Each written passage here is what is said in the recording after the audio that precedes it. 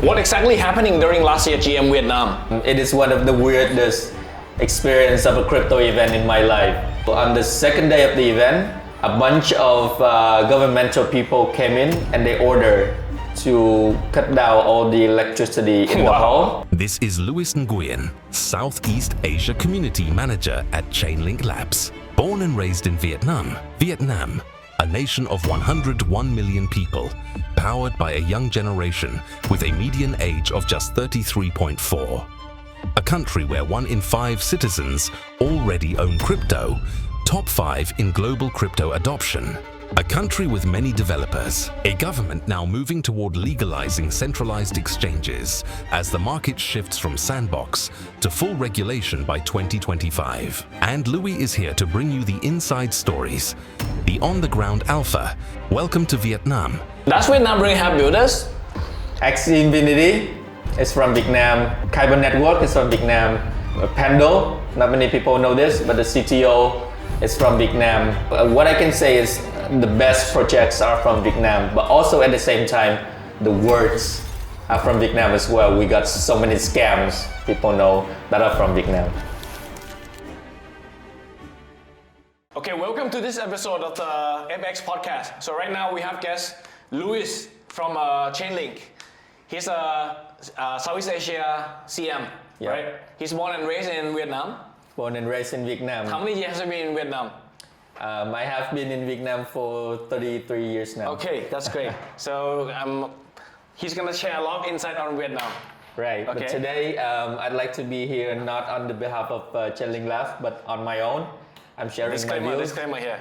Vietnam and about the crypto blockchain journey of my own, and I hope that this sheds the light to how the Vietnam look like from a Vietnamese person to international friends. Welcome, man. Welcome to the podcast. Thank you. Thanks for coming. Thank you for having me here. Yeah. Okay, so quick background about yourself. What do you do before crypto? Before crypto, I have been in the marketing industry for around 10 years. Oh. I spent 7 years in advertising, specifically events and activation organized as a planner. So it's basically events and media, or? Events, more, media less. Yeah. And then after that, I decided to change to the client side, working for VinFast, which is one of Vietnam's, it belongs to Vietnam's largest conglomerate called Vingroup. Okay. VinFast is the electric vehicle builder company for quite some time, around 2 years and a half. VinFast is conglomerate, right? Conglomerate. It has a lot The of business. conglomerate is Vingroup. Oh, okay. And then VinFast is the EV builder. Yeah. And then I decided to take a break on my career. That was when a friend of mine asked me if I'd like to write content for Metaverse, which is in 2021. Yeah, during the boom. Yeah, but unfortunately, I came in when the run was about to be over. Yeah, that's normal. So around November, at the end of November. Yeah, around November. Back then, NFT was big. Yeah, right? I specifically remember NFT, Axie, everything was introduced in April of 2021, and then I came in November, which is a little bit late. And then writing content for Metaverse, and then after that I joined. Did you invest anything? Like, do you invest in any crypto coins, Bitcoin, Ethereum, or DeFi, or is it like just straight into the content now, for yes, for but back then no. Back then I started out purely as a content writer for NFT Metaverse. Yeah. And then I did have some NFT for myself, but it went nowhere. Which one do you have? Something called Hype Beast. I know that. I know that. I still have 2 Hypes with me. Yeah, I remember, but then I'm not sure. Your profile. Yeah. Because I think this Hype Beast thing is like you have to. From my understanding, you have to grind a lot of this code. You have to create content, like all the media and everything. Yep. But then to get the whitelist, it's very hard to get the whitelist, right? But then when you get the whitelist, like I think the floor shoot up to like 8 ETH or something, right? Is that correct? Highest one I think was around like 6 if I remember correctly. I was remember like cause I had a friend who he's grinding a lot of NFT whitelist. Yeah. And he got into the hypebeast and he sell, right? Yeah, But then most of us we don't sell. I didn't. I still have it with me. I believe in the vision of the Hype team. They wanted to build a whole entertainment like kingdom out of the Hype. They want to push the Hypes to become like fashion model of the metaverse. Yeah. And back then, what they did were communities of NFT holders that has influence would share the whitelist to their community, their smaller community members, to expand the communities and the visibility as well. And that was when NFT got more and more hype, but at the end of the day... So back then, which one has the highest community, biggest community? I say Age, Daisy, Borap, Yacht Club. Yeah. And then CryptoPunk. Back then, Penguin is not that popular. No. Yeah, it's Penguin like is it's a not thing even that came top after. 5, right? Yeah, I remember. And then after that, I joined a company in music NFT, which sells NFT for music royalties. Yeah. I switched to a venture capital for another while, working as the marketer lead for the venture capital, and at the same time. So it's basically post token, right? So it's more like they invest in something, and then you help that project, like getting users more. My role is not too much focusing on the activities of the venture, just the branding, but the venture has a portfolio companies. building arm, like a tech building arm. So they build tech product, and my job is more focused on popularizing the product. Oh, okay. And then after a year and a half, I decided to leave the company for Chainlink, and I have been with Chainlink for a year and a half now. Okay.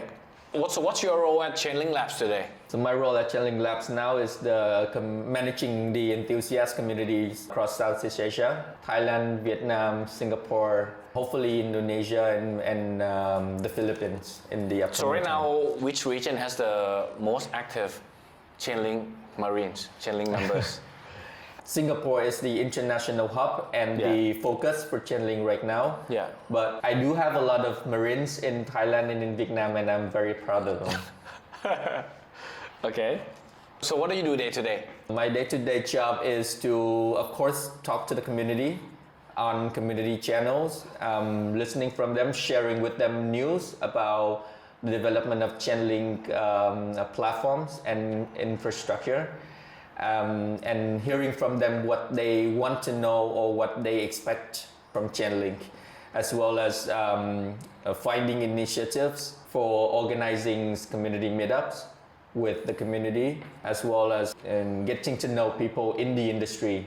Yeah, that's the fun part. So you can learn a lot from each other. Learning right? from them, partnering with them, or getting to know them. Like this is an opportunity how I get to know you as well, right? For possible collaborations, and see what we can do as builders, of course. right? For the community. How does Chainlink structure like? So you're the Southeast Asia lead, right? Do you have like a Thailand lead or Vietnam lead or Philippines lead, or there's lead and there's advocates also, right? How does the structure works?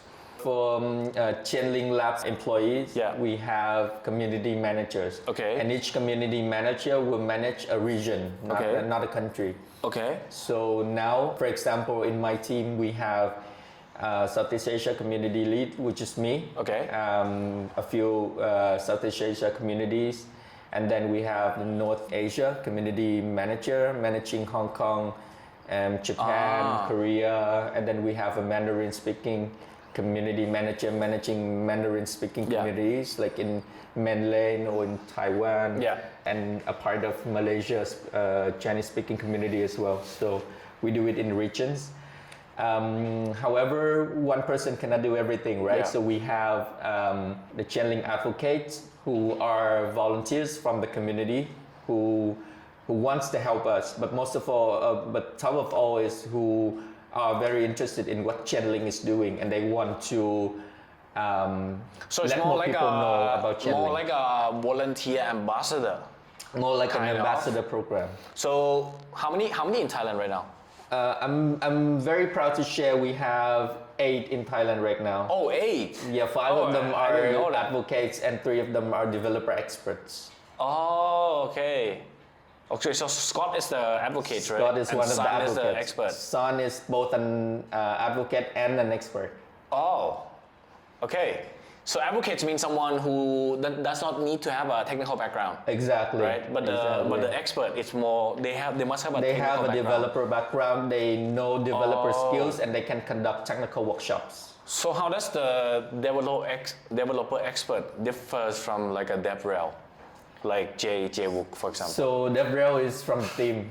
DevRel is an employed. Okay, that's the difference. Staff. Okay. And then developer expert are from the community. Okay. And now we are just recently we just introduced the enthusiast program as well, which is I don't want to say a lower tier, but a much easier.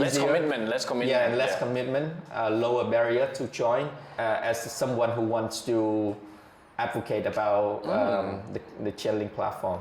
Okay. But yeah. So how does your marketing experience from like traditional Web 2, how does that translate into Web 3? I say Web3 is a very special industry where marketing knowledge might apply in a way that is very much different from traditional marketing. Because I say this to people who I have a chance to share about marketing, is that in traditional marketing, you're not telling people about something that they haven't had the needs, right? You, for example, you sell Coca-Cola. Yeah. The needs for soft drink when you're thirsty is already there. Yeah. Right? But in crypto, you're telling people to have a need that they have not already had. Yeah. They know nothing about blockchain. They know nothing about crypto. They know nothing about a world with a brand new financial tool that they can get access to, and they can do a lot of things with that. So it starts. So it's going to be a bit more difficult, right? Yeah, because they don't have the demand for it. Exactly. So you're trying to force the demand. Exactly. Oh. I'm very happy to say this, that I work for Chainlink and I work with the Chainlink team, because Chainlink is one of the most professionally organized company I have ever worked for, and the marketing team is very professional, and the functions are very specific compared to some other organizations, which gives you a lot more freedom on what you can do as marketing, but at the same time, a lot of time is your role. It's all over the place. Yeah, like but Chainlink is everything. a bit more structured, right? Exactly. Okay. Yeah. Okay, so this part, we're gonna talk about Vietnam specifically, right? But then I'm just gonna give the information to the audience, to those of you who don't know. So Vietnam, they have around 100 million in population. So the capital is Hanoi. Hanoi is 9 million. Ho Chi Minh is 14 million. Da Nang is around 1.2 million. GDP per capita is only around like 4,700, which is a bit like less than Thailand. Thailand is 7,500. Vietnam is one of the highest growth country in Southeast Asia. So it's basically like last 5 years, the GDP growth rate is like 6 to 7%, which is like very, very high compared to all the Asians. And then the funny thing is that, so most of the population in Vietnam is pretty young. The median age is 33.4, which is like much less than Thailand. And the cool thing is that 20% of that population have crypto. So it's like crypto is super popular among the Vietnamese. Mm-hmm. And so from the age of 18 to 34, 70% have crypto. Oh, sorry. No. So 70% of crypto owner is aged between 18 to 34, right? And then it's top 5 global adoption rate by chain analysis last year, I think. And then a lot of developers. So right now, we now don't have a centralized exchange, like legalized, regulated. But then it's gonna change afterwards, right? A lot of regulated market coming up, right? Okay. So first of all, What makes Vietnam stand out in Southeast Asia? I think the thing that makes Vietnam stand out of Southeast Asia is the population of crypto. Yeah. First thing first, of course. Which is very high, like 20% is very high. Yeah, and it went on the news on Vietnamese television. So we have a specific piece of news. Yeah. And crypto is being mentioned more and more lately, together with. Is it like just a business section or is it like general news? Like what type of? I say it appears on general news more. Yeah. The fact that we have a large crypto population means not only people owning cryptocurrency, but also it means Vietnam is very adaptive in terms of new technologies, yeah, and also new opportunities, because I think because the population is pretty young, yeah, so it's like young people, they like to tend like AI, blockchain, they like to try different stuff, right? I think it's very unique. Yeah, that's what sets Vietnam apart, is that we are very easily adaptive to new trends, and that could be not only crypto but everything, like opportunities, you know, things that is going to change the world. So hopefully we will see that in the younger generations coming up. How do you think the scene, because you're the Southeast Asian lead, you've been to a lot in Asia, so what do you think it's like, what makes Vietnam different? Compared to some other Southeast Asian countries, I say for example, for Singapore, I see in Singapore there are more like founders and startups and VCs there. For Vietnam, there are more focused on retails. Oh. So I say the majority of crypto population in Vietnam are retails, specifically traders. Yeah. So so I guess it's similar to Thailand then. In retail a way, focus. When I do like meetups in Thailand, I would say I would meet more like international ex-local builders, traders, Web3 audience, etc. In Vietnam, if you go to crypto events, you will see the majority of the audience are local. Oh. And the majority of them are traders. Of course, they're not there to look for alphas only. They're there to network, to get to know each other, and etc. and everything. But I would say I was astonished at how many people are, very, very knowledgeable about trading. And I mean trading professionally. Like they talk about technical analysis, they talk about fundamental analysis, and they have a lot of experience with that. So I say that's the biggest difference. What's the typical misunderstanding about Vietnamese market, like from the outsider perspective? Is there any myth? I think the biggest myth is you see the big crypto populations. So you would say, okay, this market is very potential in all kinds of ways, right? Yeah. But for me, what I think is, out of what we can look at, like 20 million people owning cryptocurrency, yeah, the majority of that is only interacting with cryptocurrency via centralized exchanges. Ah. So if you go into 90% or 90%, you say? I say like 85-90%. Yeah.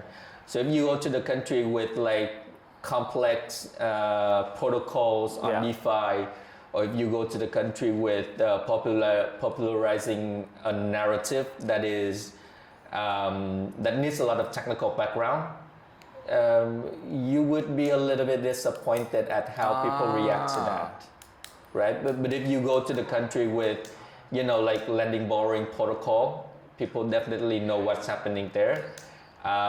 Incentives on projects that has high, return on investment in terms of. I think that back then when StepN was one of the trendy the apps, a lot of Vietnamese people participated in that. Walk to earn, play to earn, right? That's run to earn, walk to earn. That's famous thing. Yeah. But I mean, like I think that's a similar trend. Mm-hmm. In Korea, I think a lot of the CEX, like if it's out of 100, maybe like 90 to 95%. That's like towards the high end, right? Yeah. Thailand maybe 85. In Vietnam, you say around 90, right? I would say around like 90%. Yeah. But I think it's it's normal progression. Because like when you are new to crypto, you probably got onboarded into like a big centralized exchange first, like Upbit or like BitCup, right? Which is but I think the on-chain trend is on the rise. Yeah. So compared to Thailand or Korea, right? Whereas like the capital city is the hub. So in Thailand, the capital is Bangkok, is the hub. So everything is in Bangkok, right? In Korea, everything is in Seoul. But in Vietnam, I find like it's like you have three major cities. You have like Hanoi, government central. You have Ho Chi Minh, and you have Da Nang. Can you walk me through all different cities? Sure. Let's start with Hanoi. So interestingly, we have three major cities, right? Okay. And we have three international finance centers. Oh, three. Yeah. At each city, we have one. Okay. So Hanoi is the capital of Vietnam. Yeah. And we have an IFC there. I would say people would find this interestingly surprising, but Hanoi has the most devs living there, in my opinion. More I devs? think. Oh. Is it because of the universities? Like, where's the university located? Is it like the best one in Hanoi or? I think both Hanoi and Ho Chi Minh City has top universities in the country. Yeah. But Hanoi has more developers because they have more dev shops. The developers in Hanoi they already have their environment. They already have their working groups, working ways there. What is interesting for me, I found out about devs in Vietnam is that developers in Vietnam, they work in groups. What do you mean? What do you mean by that? They work in units, both in big corps and in dev shops. They work in units that consists of like a few people with the team leader. And those team leader would communicate with each other to both get to know the resources and to know the opportunities that they can reach out to, and also to kind of like compete with each other to get the resource that they need for their team. So the team members who are so let's say like there's some project, and then maybe like five team leader is trying to win this project, right? So it's more like they're in competition with the others, right? So that's what you mean? Yeah. You mean like there are a lot of competition between all these groups? There are shared information, but at the same time there are competition as well. Oh. So this economics makes sense that it doesn't allow them to collaborate. It allows them to if the compete. project is big enough, then they will collaborate to take up the whole scope. But if it's small enough, then they will pitch for that, and they will use their expertise to win over the opportunity. So probably a lot of politics and shady stuff. Like this guy probably talks shit about the other guy because they want to win the project. And I know that there are stories that happens in the big corps. There are like so many teams like that, and it creates some sort of a society of developers where if you want to become a leader, you will have to not only being able to manage the team, but also being able to speak English well enough. Oh, because it's getting the deal, right? Yeah, you're the person who's getting the deal and allocate the resources for your team, and then the developers, they focus on what they do, because this is an insight I want to share, is that for developers who speak English as a language, coding is a linguistic skill. But for developers who code without speaking English as a native language, coding is a technical skill. Yeah, that's different. So developers cannot focus both on enhancing their coding skill and enhancing their linguistic skills at the same time. So basically you're saying like most of the junior people, if you're a junior, you just focus on doing your stuff, which means you always doing coding. But when you rise to like a manager rank or like higher ups, you do less coding and more like sales, right? Yeah. So you have to go out to a conference, meet the government official, trying to get the projects, right? Trying to get the project. Yeah. Oh, okay. Now the younger generations of developers, they're more talented, they're more internationally exposed. Yeah. They can, be good at speaking English and doing the coding skills. But the majority of the workforce is still, like people in their late 20s, 30s, and they're still like that. A majority of them are not speaking good English enough. can you rise to like a highest, like very high rank without speaking English? If you work in big corps and if Yeah. you have your reputation built for a long time, then I say yes. But it's gonna be a very difficult one. But it right? is going to be a problem in the very near future, especially with Web3. So that's for. I mean, when you say dev shops, mostly in Hanoi, is it because like most of the revenue come from the government side? I don't think how would so. you think like I don't government think and private sector? So private sector more, right? I think private sector more. Oh. I think dev shops are more in Hanoi. I think because of the culture of working, they have clustered together like that. And then in Ho Chi Minh City, opportunities are more like open everywhere, more available. So you would easily find a chance to leave your pack and find your opportunity on your own. So I would say the pack is more, like closer to each other in the team in Hanoi, I say.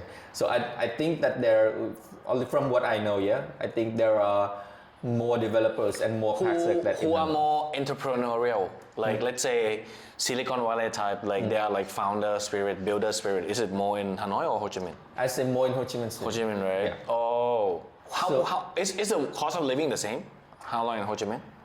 I say the cost of living in Ho Chi Minh City would be a little bit higher. For me, Hanoi people is more disciplined. Yeah. And Ho Chi Minh City is more like open. Party, like Like more party people. Like in Hanoi, it would be harder to find a bar that opens after like 12 a.m. yeah. like midnight. But in Ho Chi Minh City, 10, 11 p.m. people start to go out and Oh, okay, got it. Yeah. Yes, so it's more like in Bangkok we have like, so we have Thong Lo, right, which is more like Ho Chi Minh. Yeah. And then we have like Chang Watthana, which is like all the government building. You probably never been there, but it's where all the government buildings, everything. Like I those. have never been to Chang Watthana, but I've been to Thong Lo all the time. Yeah. So those places is like if you want to meet the official, you have to go there. Yeah. It's like all the ministry, right? But Right, that right. places is like not many bars opening at night. I think Okay. that's the comparison. Okay, so basically Ho Chi Minh is more English speaking, Yeah. more partying, right? Yeah. So where are the finance? Where are the financial hub? Does Vietnam have like Goldman Sachs or JP Morgan? Do they have office there? I think JP Morgan has an office in Ho Chi Minh City. Yeah, but not in Hanoi. In Hanoi, I'm not sure. I'm not sure. I think I'm not sure they have one in Hanoi, but I have been to JP Morgan office in Ho Chi Minh City. Oh, so it's like big banks, big law firms, big tech in Ho Chi Minh. Yeah. Hanoi is for mainly government, right? Yeah, exactly. Oh. But both cities have IFC, International Finance Center, Yeah. and in Da Nang there's an IFC as well. And Da Nang is more of like a coastal tourist city, like vacation city and stuff. So it's more international in a way that if you want to look for an international conference with international people flying in actually for that conference. Expats or like Expat. the highest population of English speaking. Yeah. Yeah. And also people who do not live in the country but come to the country for some specific events or activities. Da Nang is the place to go to. Like for example, So it's more like a digital nomad. More kind like of people place. just come to like have fun, Yeah. maybe work on the side, and then they go after a few months, right? Yeah. So it's more yeah. like Chiang Mai, kind of. For me, to be very honest, me Chiang Mai is like a peaceful mountainous city where people come for like relax, Yeah. right? Is it? But Da Nang is more of like Party city. I say like really? beach bar. I don't know. And you got all of those like resources by the beach, and then clubs. So like Phuket. Yeah. If I can say it's like Phuket. Oh. Well, how about the cost of living, like Ho Chi Minh compared to Da Nang? What's cheaper? I think living in Da Nang is cheaper. Oh, then that's the difference between Phuket. Phuket is more expensive than Bangkok. Then Bangkok. Yeah. That's interesting. I think living, if you live like a digital corruption, a lot of corruption stuff. if you live like a digital nomad in Da Nang, the cost of living is not that high. And you get all the good quality because the Da Nang city is very interesting. They have a system of nurturing the next generations in a way that the next generation who are sent abroad for study will come back to serve the city. The city council. For some time, the city council, the city government. So basically, they have like a special scholarships that send student abroad. Exactly. But I mean, for example, there's a binding contract that you will have to come back and work for. I think in Thailand, if you get the scholarship from the government, let's say you go to the US, you study 4 years, you have to come back, you have to work 8 years, and the salary they give you is so low. Something right? similar. So similar, like double the amount, right? Yeah. So if you go to Da Nang, you see that everything from infrastructure to how international hospitality groups coming in. But why not Hanoi though? Like if I'm a smart Vietnamese student and I get a scholarship from the government, let's say I go to like Ivy League school. So why Da Nang? Why not Hanoi? Right? Because Hanoi is supposed to be the government hub, right? I think there are government level scholarships and there are city level scholarships. Okay. And the cities can offer scholarships by their own, and you are So does it works like the US? Like it's more you have like a federal level and you have state level.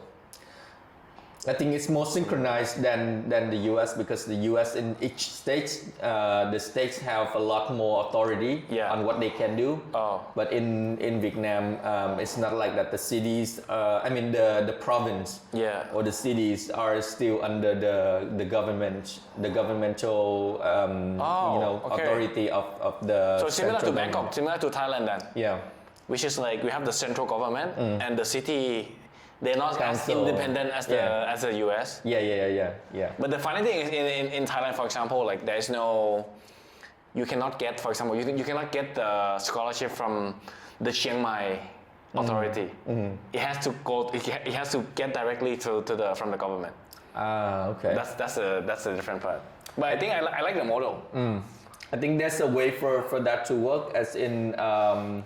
Not necessarily the city council, but from for example, corporations between international and domestic institutions, kind of like that. And the students can apply because they have residencies in that city. Yeah. So come back to Da Nang. I say Da Nang is more of like an international hub where you go there for conference, for work, and for party at the same time. I used to did a research. It's like I think Da Nang is very cool because like I think back then like 15 years ago there's nothing in Da Nang, right? But then it's like I think you guys have maybe the bridge with the dragon. And then every night the dragon will open the fire, spit the fire. So you have that one and you have the hand bridge. Which is also built, and then you have the biggest Lady Buddha, right? So you have three things, and you have the amusement park, right? If you go from Da Nang to a mountainous area around like 30-40 kilometers away, it's called Bana Hills. The whole hill is built in inspiration of the European architecture. And it's a tourist spot. These things are super new, right? Like maybe like less than 10 years. No, it's been for a few years now. But I went there once, and it's an inspiration to come and see. So I said this is a very good case study that like it's like Thailand, Malaysia, Philippines, like we should learn from this. I think it's a good case study of how you build a city. Specifically, Da Nang's authority in the city has very open attitude and to innovation, like towards crypto specifically. So they have a lot of sandboxes in Da Nang. Like for example, now I know that there is one sandbox that allows you to use wallet with cryptocurrency to pay for services. But in Da Nang only. So crypto payment is illegal in Vietnam except Da Nang? Well, so we've got to be very clear about legal, Okay. not legal yet, and illegal. Okay. So now crypto payment It's gray, right? is in a gray area between not legal and illegal, and people are trying to put sandboxes out there to give examples that crypto payment is something that we can do. Yeah. To make it from not legal to legal, but that's not gonna happen for another while. But there are sandboxes, which is a very good signal already, in my opinion. What's the normal payment works? Like, I want to get a taxi. What do I use? Do you use Grab or Uber, or what do I use? Like not counting crypto payment now, right? No. Let's say I'm talking about like transport. I want to get to one point to the other point. So in Thailand we use Grab. Yeah. In Similar Korea in we Vietnam. Uber, right? Grab? We used to have Uber, but Uber is no longer there. Oh. So now Grab. Grab, yeah. We have BE. BE. And we have Sun SM. Sun SM is a business by Vingroup. Oh. And so what they do is they use a whole fledged of electricity vehicles to build a company, and you can book for electric. OEV, right? OEV. Oh. Vingroup is like a chaebol. It's like a big conglomerate, right? Yeah. Correct. Oh, wait, It's the largest in Vietnam. What's the name of the amusement park in Phuoc? Vin Wonders. Is that from Vingroup? Yeah. Oh, that's why, right? There's Win Wonder in Phuoc. So we have Vingroup, Vin Wonders, we have VinMec, which is the hospital wing for Vingroup, and we have Vin Homes, we have VinFast, which is the EV, and then a lot of other things. So they're like one of the 5 biggest company in Vietnam, I guess. It is the biggest. The biggest? It is the biggest group in Vietnam. Oh, so like CP in here, everything, right? Yeah. Everything, yeah. Okay.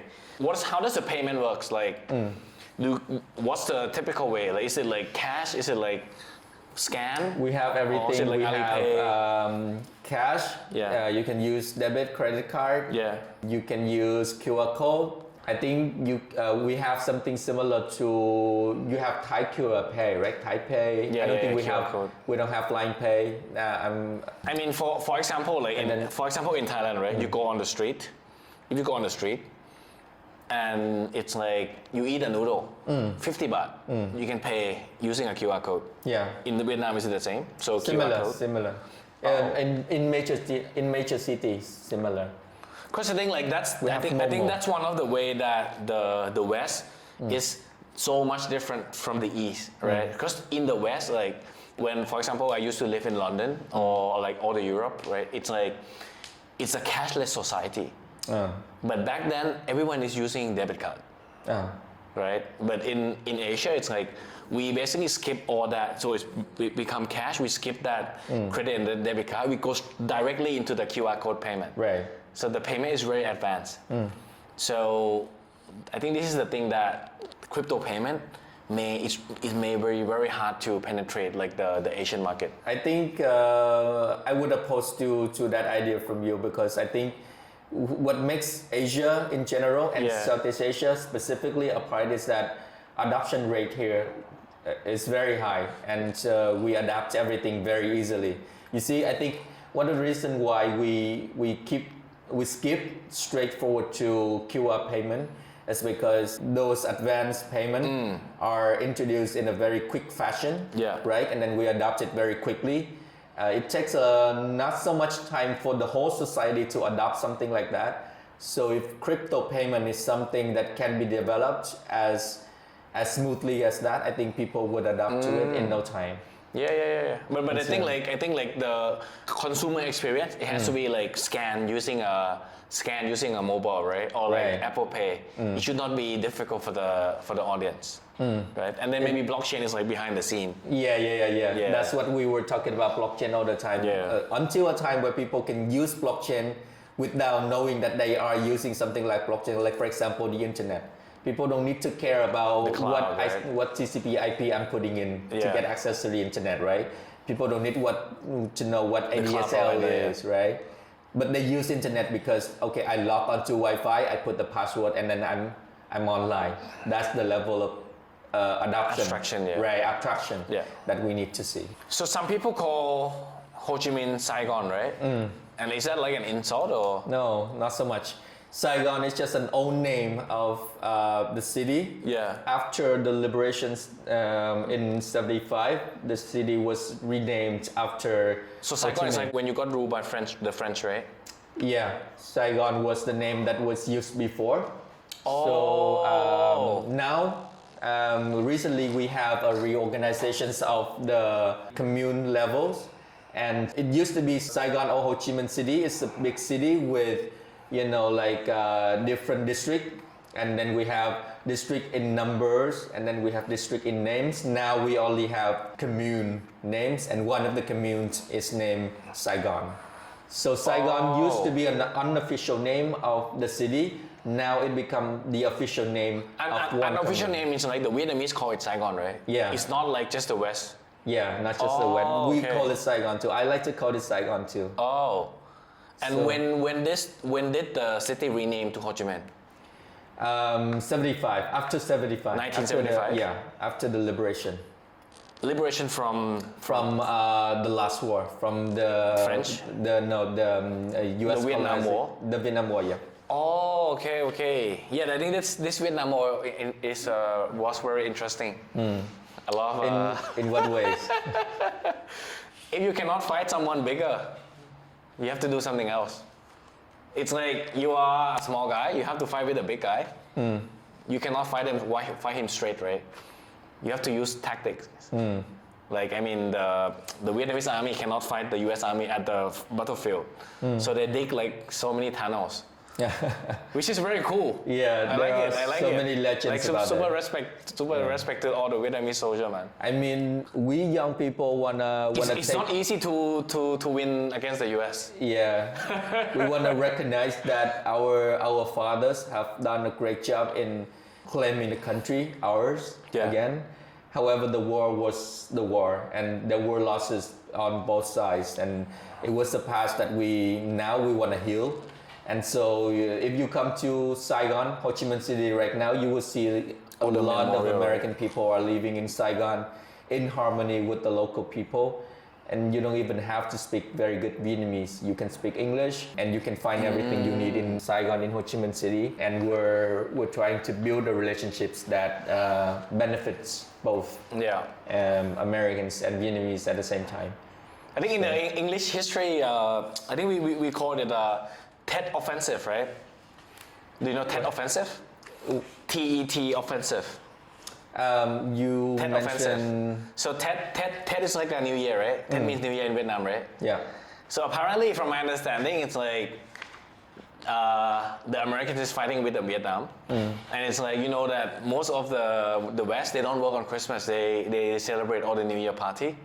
So it's a Tet Day, right? Whereas like all the U.S. Army, they just drink and they just chill. The Vietnamese like prepare to strike, and they strike during the New Year. On the 1st of January, like that's when they strike. More like the Vietnamese New Year, I think. Yeah. There were, yeah. I think But there were two words. like of the you can Vietnamese New Wikipedia Year. this. It's called Tet T-E-T offensive. It's when the Vietnamese strike, like it's a big major win from the Vietnamese. Yeah, there are countless practices Yeah. like that along the history. I mean, yeah, it's a war anyway. Yeah. What's the biggest crypto event in Vietnam? I would say the top of my name is GM Vietnam, Yeah. the biggest one. And then we also have, I think, Conviction, built by the Viction 98 team that has the relationship with the Viction blockchain. It used to be Tomo chain, right? Used to be Tomo, Tomo chain and rebrand. Acquired by 98 and then rebrand to Viction. Oh, okay. So it doesn't build by 98. So 98 acquired Tomo chain. Yeah. Oh, so what's happening in the Viction chain? Is there anything interesting happening? The only thing that I know as a rumor, and I'm not sure if this is correct or not. Yeah. But when Viction was when Tomo was acquired, the history chart of Tomo disappeared on Binance, replaced by Viction. So but they want to rename, so they change all the price history. I think they just deleted the history and then started with a new one, Conviction. Oh, so basically it's token rebrand as well, right? Yeah. I think that's very normal. Okay. Yeah. But people have been talking about that. I'm not familiar with the practices of the token or of the ecosystem, so Same as with all the TradFi as well. Right. Like let's say this is even not even in crypto, right? Like in Thai, for example. Let's say you have like Thai stocks that the graph is going down 90%. Yeah. What they do is they rebrand it. So you start with a new fresh chart. Right. That's a very common practice. Okay. Yeah. But for what I know is ever since Viction was acquired by, ever since Tomo was acquired by 98. Yeah. And rebranded it to Viction. Yeah. They have been tirelessly building an ecosystem around that. So they have the blockchain Viction. Yeah. They have the Coin98 wallet. Oh. So they have also built their NFT marketplace, which is called the Gora, I think. And then they have Starships NFT. And then they have Saros. Maybe that's a similar one. And then they have like this media company called Upside, which is also in the ecosystem. Okay. So they have been building a whole bunch of things. Let's start with this first. I think the audience may be confused.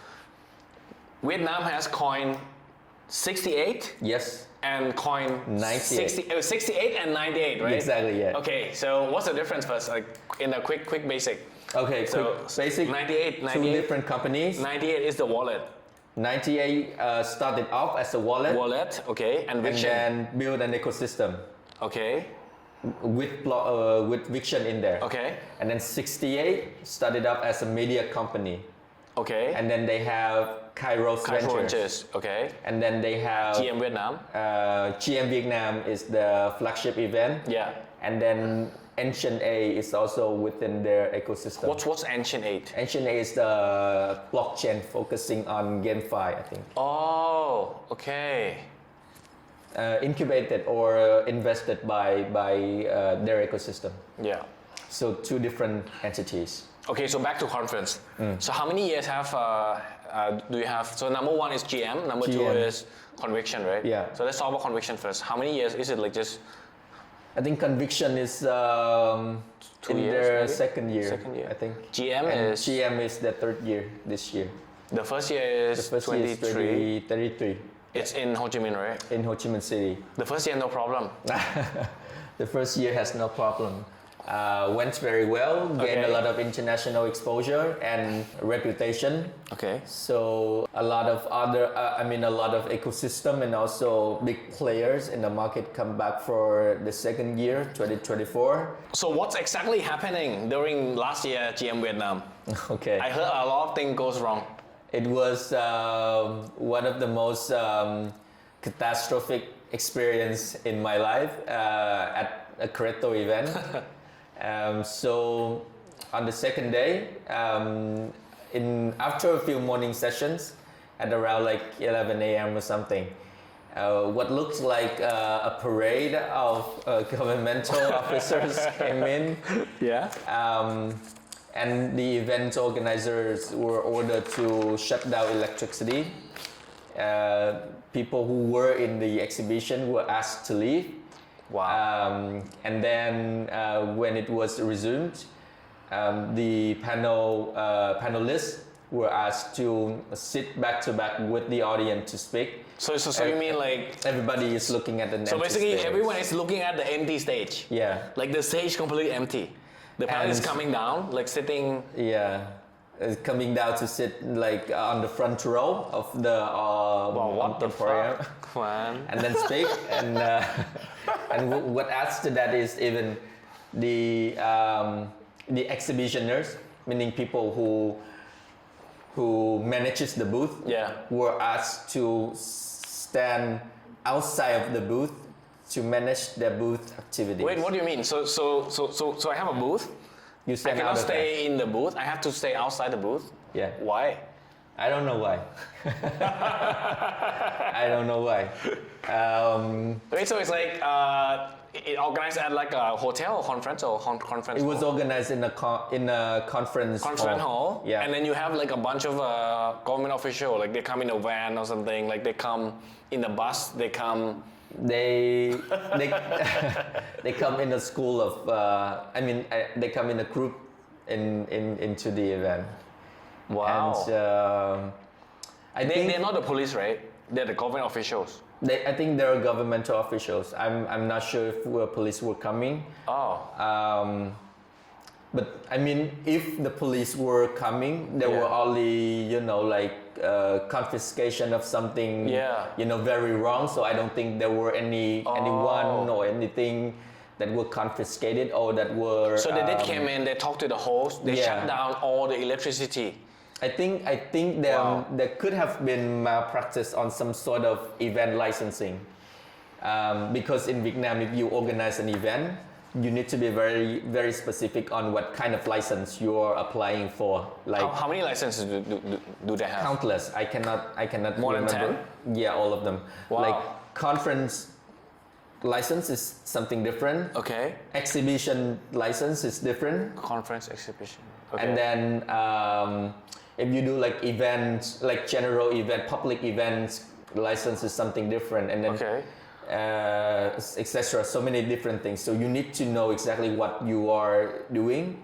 But if you... What's the difference between a conference and exhibition? Okay. So conference license is you have people coming in, sit down, listen to the talks, and the talks are on the stage. Okay. Right? That's a conference. Okay. But exhibition is you have booths, right? And you display your product, you introduce different products in the exhibition hall. Okay. So you need an exhibition. So you need both. Yeah, you need both. Is that enough? That's probably not enough. It depends on the situation. I'm not sure if they have all the licenses that they need or not, or if there was something else adding up to that. However, at the end, so it's basically because they applied they don't have enough license. Definitely, they don't have exhibition license. That's why the booth get kicked out. And they don't have conference license also. That might be one of the reason. The final reason why everything was like that was never announced, so we don't know. We can just make wild guess, but that's what the so the people who organize they're not think. big enough, basically. Huh? If they're big enough, they can clear everything up. I wouldn't say so. I mean, if they were having a professional, organizations to handle, things like that. I mean, but I mean, like, how come? Because, like, I mean, it's the Coin 68, Kairos Ventures, right? How come they did not have any problem at all in the 2023? It's only 24. Like, what's for that, I'm not sure. Right, because it's like, if there's a problem, it should be that year, right? So it's like, I'm like, oh, I can do it last year. Why can I do it this year? What I can only observe as an audience and as a local person, I think is that there could have been some sort of conflict between because certain activities within a conference are managed by different departments of the city. Okay. Like for example, if you do something related to finance, you need approval from the Department of Finance, for example. Okay. Or you do Department of Commercial, I think. And if you do something like entertaining or performing, you need Department of social cultures, etc. to approve on So that. for example, if it's a DeFi project, you have to get approval from like Ministry of Digital, Ministry of Finance. If it's GameFi, then Ministry of Entertainment. If it's AI, then Ministry of Digital. So it's like a lot of approval from different ministry, right? That's the theory. Theory. For now, within our industry, blockchain and cryptocurrency have not yet been categorized as commercial product or financial product. So if they are categorized as commercial product, they would be under the Department of I think the Department of Internal Affairs. Yeah. And then if there is under financial product, it's under Finance, the MOF. Yeah. Oh. The Department of Finance. So still now it's in the gray area. So there could have been, the problem could have been started off from there, but I think they did a great job in 2025 to. What was the feedback first? What was the feedback from the audience? Like when the speaker have to come down the stage, what was the feedback? Because that's like a very, very unique experience. I think for what I know is, of course, it's not positive. Yeah. But I think the feedback were the organizers have tried their best to at least the conference still happen. Yeah. It's not stopped, so the speaker would not come there, do nothing, and then go back home. And how about like the side events? Were there a side event that year? A lot of the side events were affected, including the one that I did. So what we were advised were to wait. So is it like a Chainlink on its own, or sorry, what? Was it just Chainlink, or is it like Chainlink X something? What Chainlink did was we co-host that one with the Vietnam Blockchain Association. VBA, yeah. Yeah. Okay. So we were advised to skip the panel discussion and put the event under networking category. So so it means people can come to drink and talk, but no panel, no speaking, right? Yeah, because one of the things that create the chaos in the main event was that some of the speaker, they confirmed very late, close to the event date. Okay. And in Vietnam, if you want to become a speaker in an international conference, you need to register with the authority in advance. Do you know how long does it take? Let's say someone invited me to be a speaker. It varies. The proper process would take around a month and a half. What? A month and a half? Yeah. But if you know someone? I don't know. 2 days? I don't know someone, so I cannot answer. Maybe you have to help some speaker next year for sure. Next year you're gonna be able to help someone. You need to help someone. But I think this year, 2025, they have already done something. I think very, very much smarter is that they cooperate with VTIS, which is Vietnam. VGIS. Yeah. Okay. Vietnam Tech Innovation Summit, organized by SSID, which is the digital arm of SSI, and SSI is the operator of HOSE, which is the Vietnam largest security exchange that has been operating for... Okay, wait, let me do again. So so Kairos Ventures, Coin88, collaborate with SSID. SSID? Yeah. Which is a development subsidiary of SSI? Exactly. What is SSI? SSI is the operator of HOSE. What is HOSE? What is HOSE? HOSE is Vietnam's largest security exchange, like stock exchange. Oh, so it's like S&P. So it's like stock exchange of Thailand. Yeah. It's called HOSE? HOSE. HOSE. What? It sounds very Spanish. Jose. I don't remember exactly. Sounds very Spanish. Maybe HOSE. HOSE. Maybe it's my pronunciation, but I always call it Jose. Oh yeah. I don't remember the full abbreviation for that. But that was a trick, and then to have host in Hanoi, that's like and to make have it sure hosted that in Hanoi, have it hosted in the National Conference Center, which is a good move, and everything was very well. The one I want to ask is, so did they invite any government official or any regulators like from the SEC? Did they invite those to be a speaker? Yeah, of course. I think that's a trick. Just in like that's the proper thing to do. That's not a trick, no. But they don't do it They don't do it last year, right? They only do it this year. Yeah, I think they do. I think that's a misstep. That's a misstep. I think they invited in Thailand. If you look at like You look at like a crypto mine, like a Thailand Blockchain Week or like Block Mountain. Yeah, like we have like the SEC people coming, we have the TradFi people, maybe the politician coming. Yeah. Very normal. I think they did invite someone. I don't remember exactly who, but someone from the Ministry of. I think no, I don't remember exactly, but somebody basically from the government. Yeah, like from the government, and then you have the regulators, right? Yeah. Ah, okay.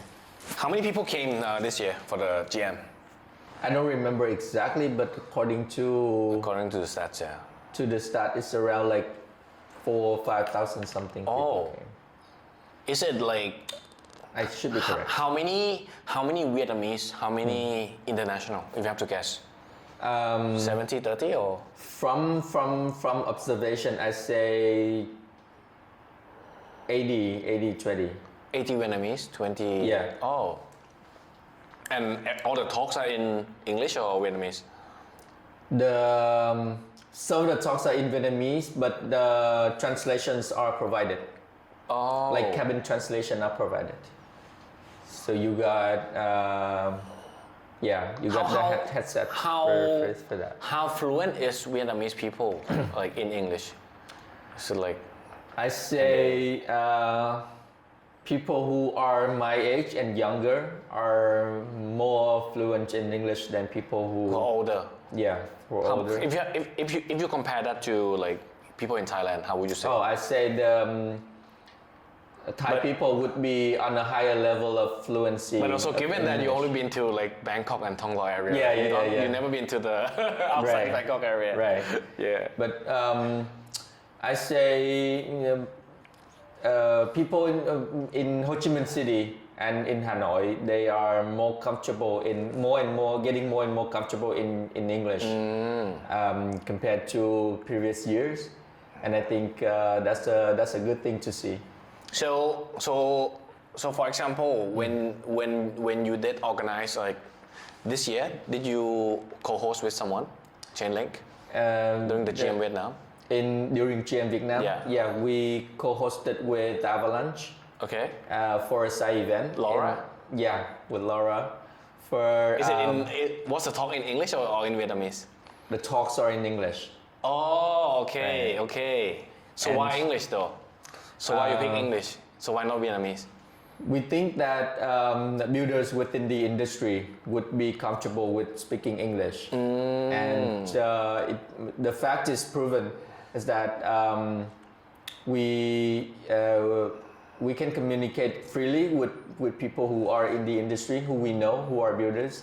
And also, I went to a few other side events in GM Vietnam this year. The international projects coming into GM Vietnam, if they have a side event, they would be introducing themselves as in English as well, and it's comfortable for everyone. Yeah, I think this is an interesting take. Because I feel like the only type of projects that should give a talk in Vietnamese is all the centralized exchanges, because they want to bring the local to trade, right? But if it's like Solana, for example, or like Chainlink, it doesn't. People understand English, right? Oh, when I went to Solana Summit, and I went to all the side events, even in the main event, everything is in English. Oh, okay. But that's in Da Nang. That's in Da Nang. So how about the Solana Summit? Is it like 50-50? Solana Summit, I say even more than that. I say 40% Vietnamese, 60% international. Oh wow, so very international. Yeah, very, very international. And they got all these builders from everywhere. I talked to quite a few Malaysian friends, European friends, US friends, of course, and Vietnamese people. When we speak with each other in that context, we speak English as well. Oh, this is different. Yeah, this is very different. Yeah, I met a few friends who went abroad for a few years and then come back and work in the Web3 industry in Vietnam now, and we speak English with each other. Oh wow, that's very that's very uncommon. It's not like Thai or Korean. Even if someone speak fluent in English, we always speak in Thai or Korean for the Koreans. Yeah, and I think in specific contexts. How about like like go back to the GM Vietnam. Like, I guess there would be a lot of side events, right? Yeah. Like probably like 5 or 6 clashing within one day, right? I think more than that. In GM Vietnam this year, yeah, I think around 3 days of the main event, like one day before and then two days. Yeah.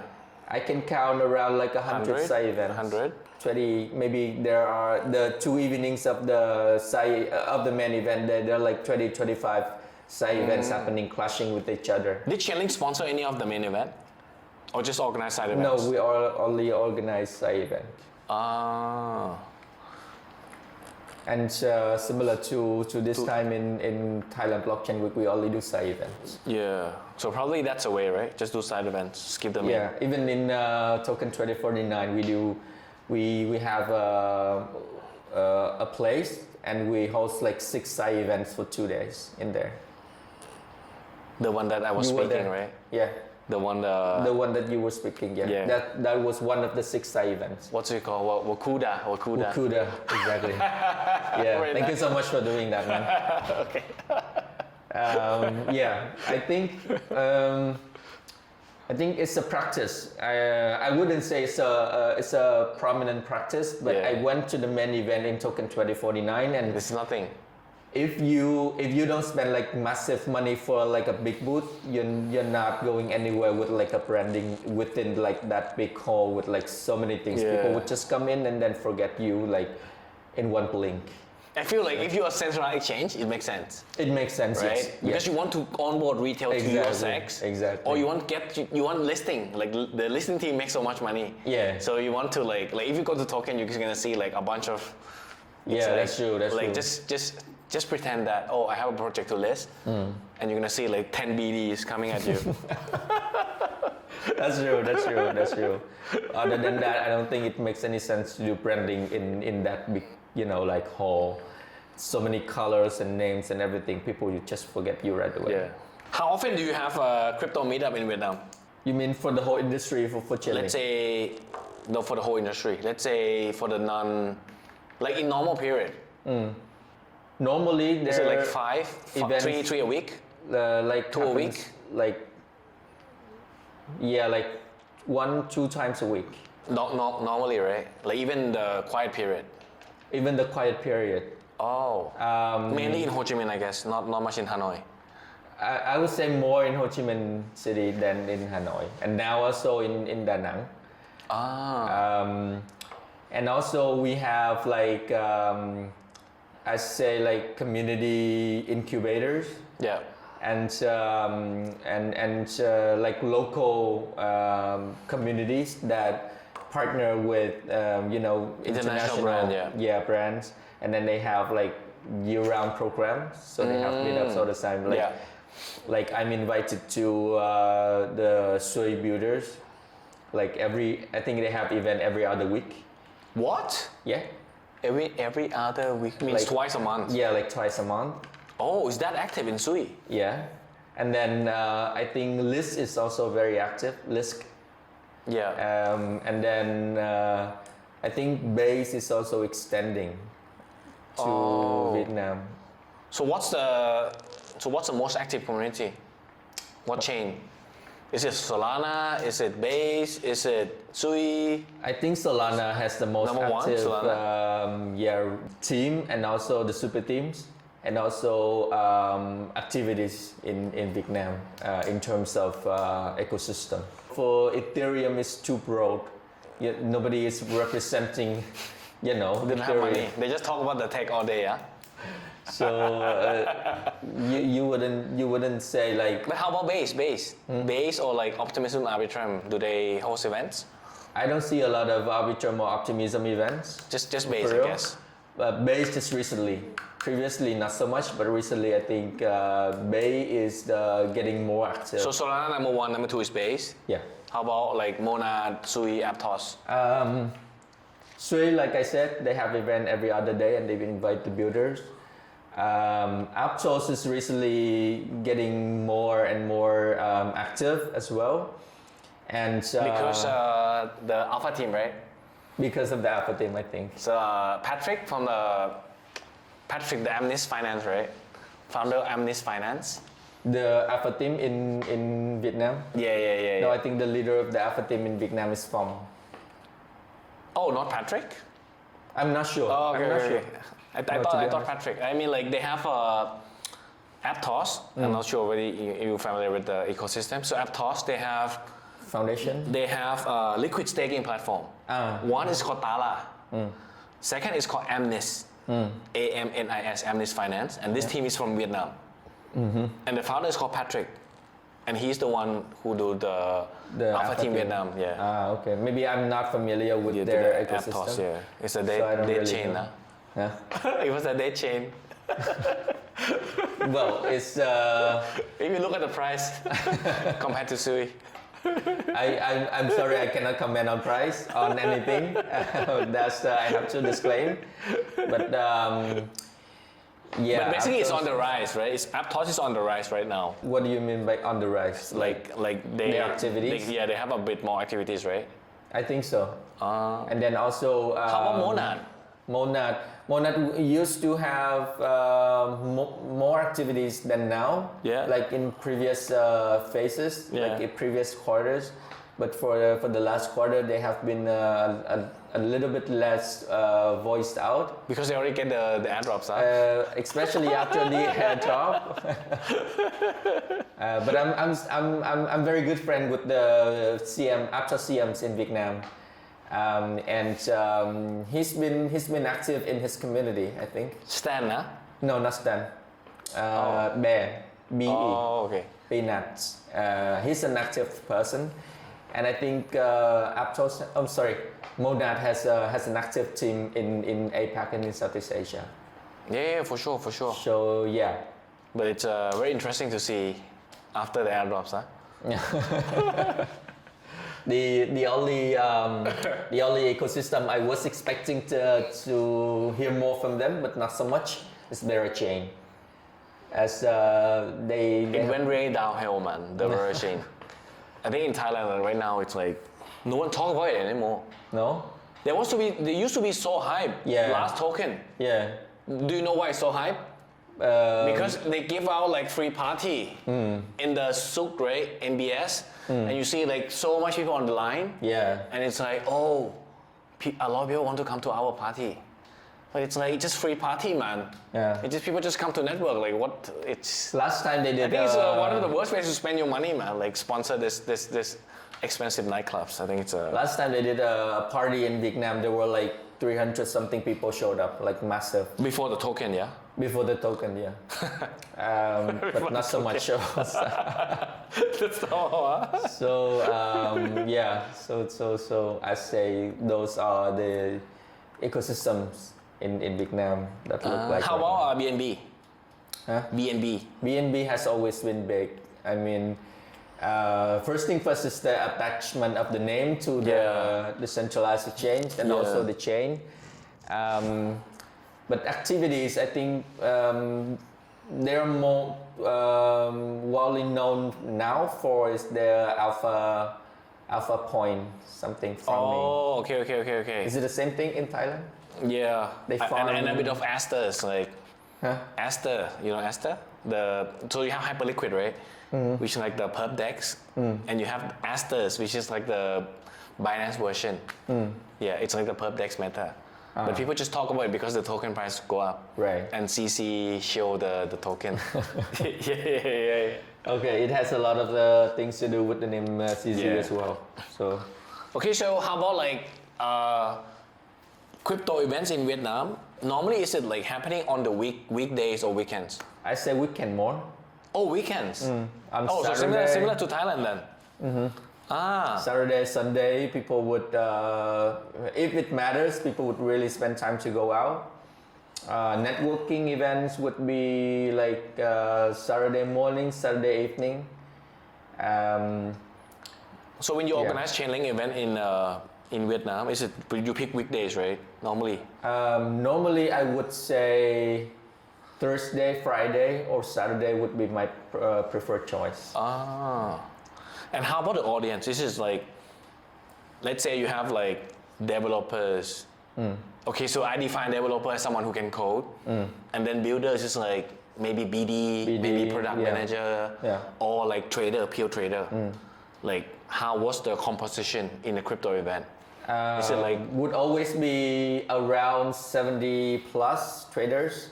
Oh, okay. And then builders, you can meet them. Developers, not so much. If they're the coder, right? If they are like a fan of, or if they like your protocol or your ecosystem very much, they will show up, but not so much.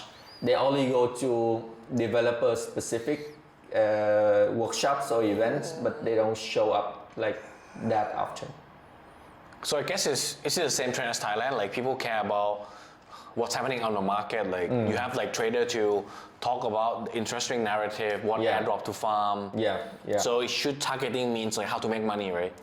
Less than You should go with a general theme, talking about market trends, narrative, something. Maybe you can include something related to your platform development in terms of developers related content. But if you do developer specific content and expect to recruit developers, expect it to be a very hard one, because it's very hard to recruit developer to come. You need a lot of dev expert like Chainlink. Dev expert. I'm happy to have 3 of them in Thailand. I have how many in Vietnam? Only 1 prominent in Vietnam. What? Right now. How come? How come you find more 3 Thai and one Vietnamese? It's very hard to ask them to do something volunteer while having to, because they just give up money, right? Give up their job. The only person who is a developer in Vietnam is actually a professor at the university. He's very knowledgeable about coding, developing. What's the typical working hours? Let's say someone who can code, they want to be a dev expert at Chainlink. Is it more like a 5 hours a week? No, it's volunteer. So there's no working time specifically, only when I need to have like a developer workshop. Then I would ask them to prepare the materials and content. How often do they have to give? Once a quarter, something like that? Yeah, like 1-2 times a quarter. Okay. The one that I have in Vietnam is the professor at his school. So he just incorporates Chainlink related content to the curriculum that he's doing with the students. So that's one activity that I can find. Normally, I think that's what most people confuse about how to organize events in Vietnam, right? So from my understanding, if it's anything more than 50 people, you have to get the license, which means you have to pay to the police, right? You have to pay to the government. Basically, if you do anything that gathers people publicly, you need permission. Right? Is there a requirement on the number? If I have to put a number, then I say you gather some meetup that has more than 40 people, you would need 40. Yeah. But it's not written rules, right? It's just an estimation. It's not something exactly written. Yeah. It's not a written rule. Okay. Yeah. And it depends on the content that you share, as well as it depends on the agenda that you have as well. Let's say I want to get maybe 2 traders on a panel to talk about what's happening with the market, what are the interesting narrative, what airdrops available, like something like that. Like no association with any project at all. We talk about the market in general. So how about that? There's no shilling anything. If you do that, you are advised to inform the local authority about what you do. Inform as in you can list the details of your event and send it over to them so that they know what you're doing. Okay, so let's say I sent. So I need to send them, and then how many days they're gonna get back to me? It depends on their availability.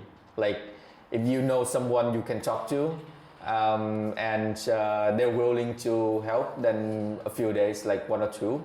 Or if you apply to like the department of culture, etc., everything, then it would take very long for that to be processed. Yeah, so basically you need to know someone, you need to know the backer, right? Yeah. This is typical. Do we need to pay? What's a typical? Let's say I want to organize 100 people. There's no typical, I think. There's no typical way to do that. It's not typical. It's not a typical thing to do. You can, I think. How expensive is the license? If I want to organize 100 people event. Well, how I mean, much? if you, for me, if I do that, Yeah. and I'm not obliged to pay anything. I need to Because you know what I someone. need to do is to inform them. But what I do is, I cannot ask somebody to keep helping me for no reason, right? Yeah. So it's something between me and them. It's not about the system. It's not about, you have to do that in order It's to get basically this. it's your social capital, your social connection between you and the authority. Exactly. That's why. Oh. Yeah. So probably that's gonna be super difficult for an international project that don't have a Vietnamese representative. That's gonna be and very difficult, right? It's difficult, but at the same time, I think it's proper to do that because for the last 2 bull runs, there have been so many projects like claiming themselves as international, Yeah. coming to Vietnam, hiring like a restaurant or like a conference room, Yeah. and inviting people randomly to come and introduce about the token, right? And asking people to put money down for the token. So A lot of scams, basically. yeah. So if imagine if the government cannot control all of that because you hire like a like closed room, right? And you don't know what people are sharing, and then you don't know how people are Yeah. asked to put money. So they down want there. to like protect the consumer. So it's Yeah, more like so the I SEC. At least if you want to do something like that and you do that through a Vietnamese person who knows that he or she, when helping you, need to inform the local authority. At least there is everyone is informed and everyone can make informed decision. Okay, so let's talk about centralized exchanges landscape and retail behavior. So let's start like, what kind of behavior that you see from retail? Is it like degen, meme coin trading, airdrop farming, or yield, or? I say airdrop farming Airdrop is is number one, right? Number one, yeah. Meme coin, Meme coin, shitcoin, number 2. is number 2. Trading.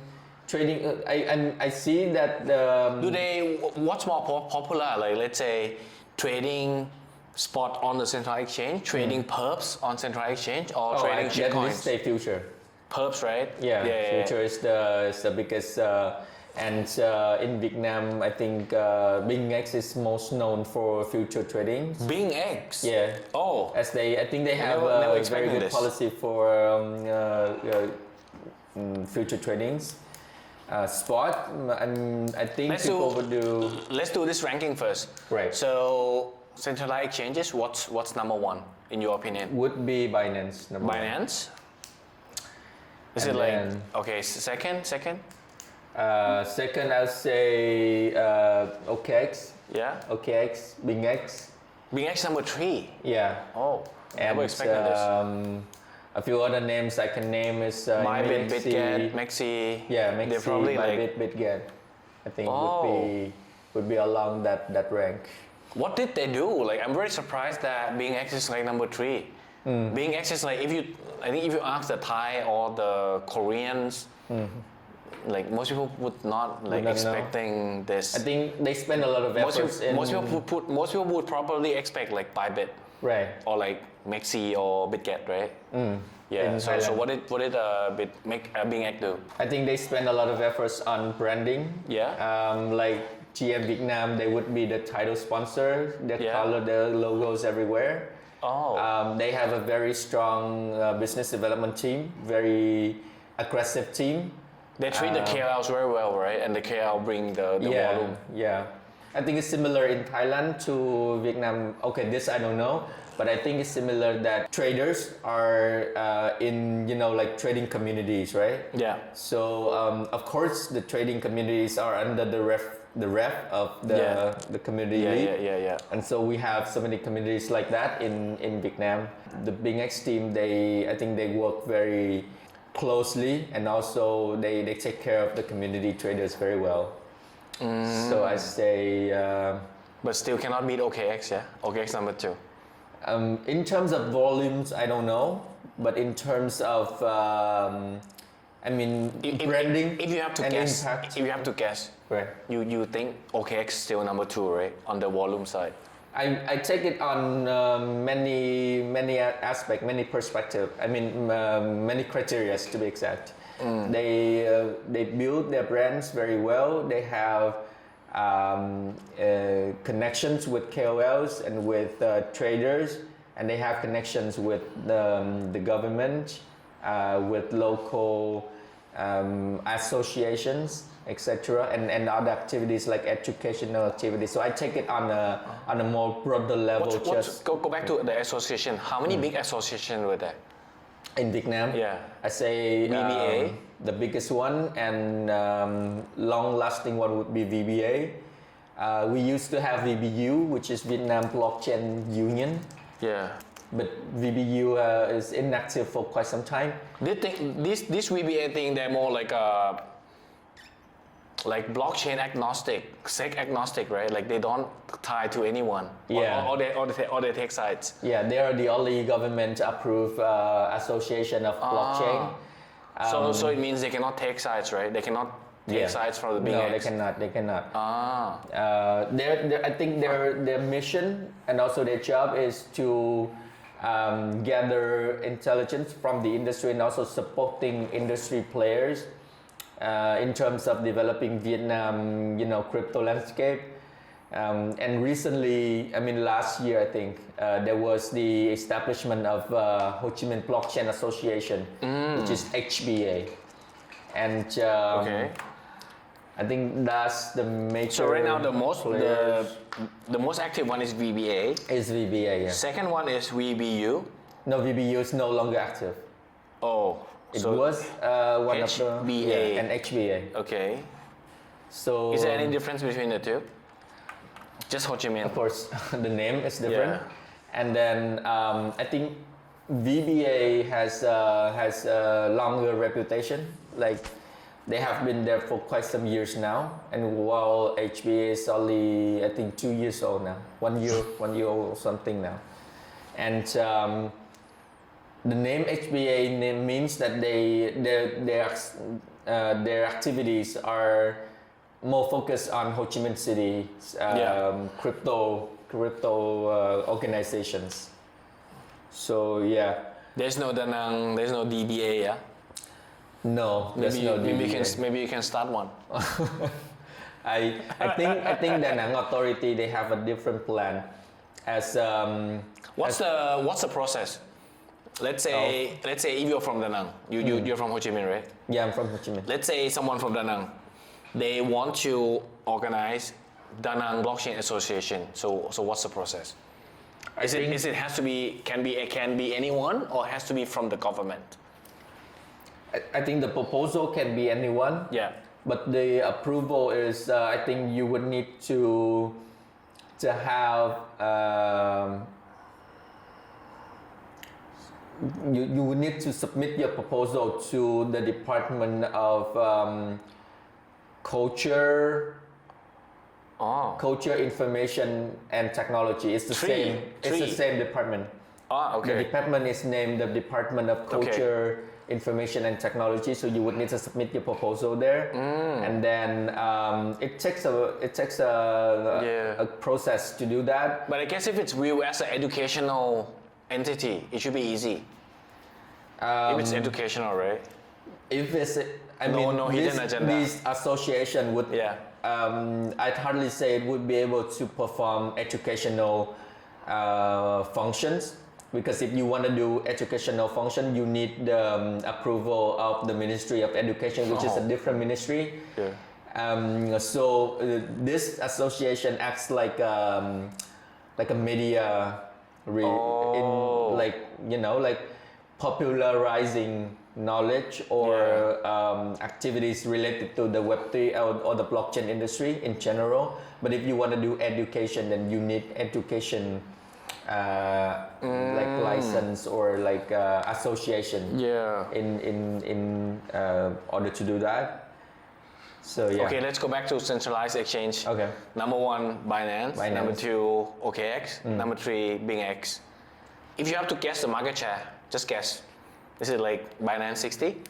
70? I say 70. 70. I say 70. Well, I'm not a trader myself, so I don't know. I'm just guessing. Yeah. In terms of brand visibility and in terms of, like for example, if I'd ask 10 people, 7 out of 10 is using Binance. Yeah. And then the other 3 people are using parallelly, simultaneously, Binance and other exchanges. Is there like a, let's say, if you segment the audience into like retail trader or the whales trader, does it, for example, is it more like Binance more retail, whales they go to OKX, or any preference? I think both of them go to Binance. Binance, you know, the reason why they have the largest, the deepest liquidity in there. Yeah. They have the most pair of tokens listed, and they have been there for such a long time. Although there are, controversial opinion about Binance, and there are coincidences. I heard, like for example, I heard one time that somebody withdraw like $800 to their non-custodial wallet and they get 8,000 instead. Huh? What? Binance? Yeah. Binance.com? Yeah. Oh, I didn't expect that. Yeah, I heard that once, and it was on all the news. Yeah. But I think they have the deepest liquidity. Deepest liquidity, yeah. And also the most pair of tokens. So yeah. So basically, I think the cool thing about Vietnam is that you guys don't have a local exchange. We don't. It's not like in Thailand we have BitCup, we have BitCup, we have Bitasa. In Korea they have Upbit. In Vietnam, every user go directly to the global exchange. Yeah. Yeah. So how do you transfer? Let's say you have you use Dong, right? You call Dong, right? Yeah, Vietnam Dong. VND. Okay, so $1,000. How much Dong? $1,000 is around 28 million VND now. Oh shit, million. 28 million Dong. Yeah. Okay, so you want to get this $1,000 from your Vietnamese bank account onto, let's say, onto exchange, central exchange. What's the process? So what's the typical process? First thing first, I cannot get my USD to centralized exchange from my bank account because none other currencies than Vietnam Dong is allowed in Vietnam. So let's say I can only get Vietnam Dong. Yeah, so you have 28 million Dong right now. Okay. So the way now is to P2P.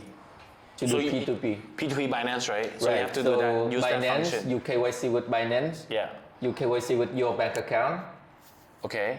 And then you buy P2P using your bank account, right? And it applies for other centralized exchanges. So BingX and OKX, they also have P2P? Same thing, yeah, they do.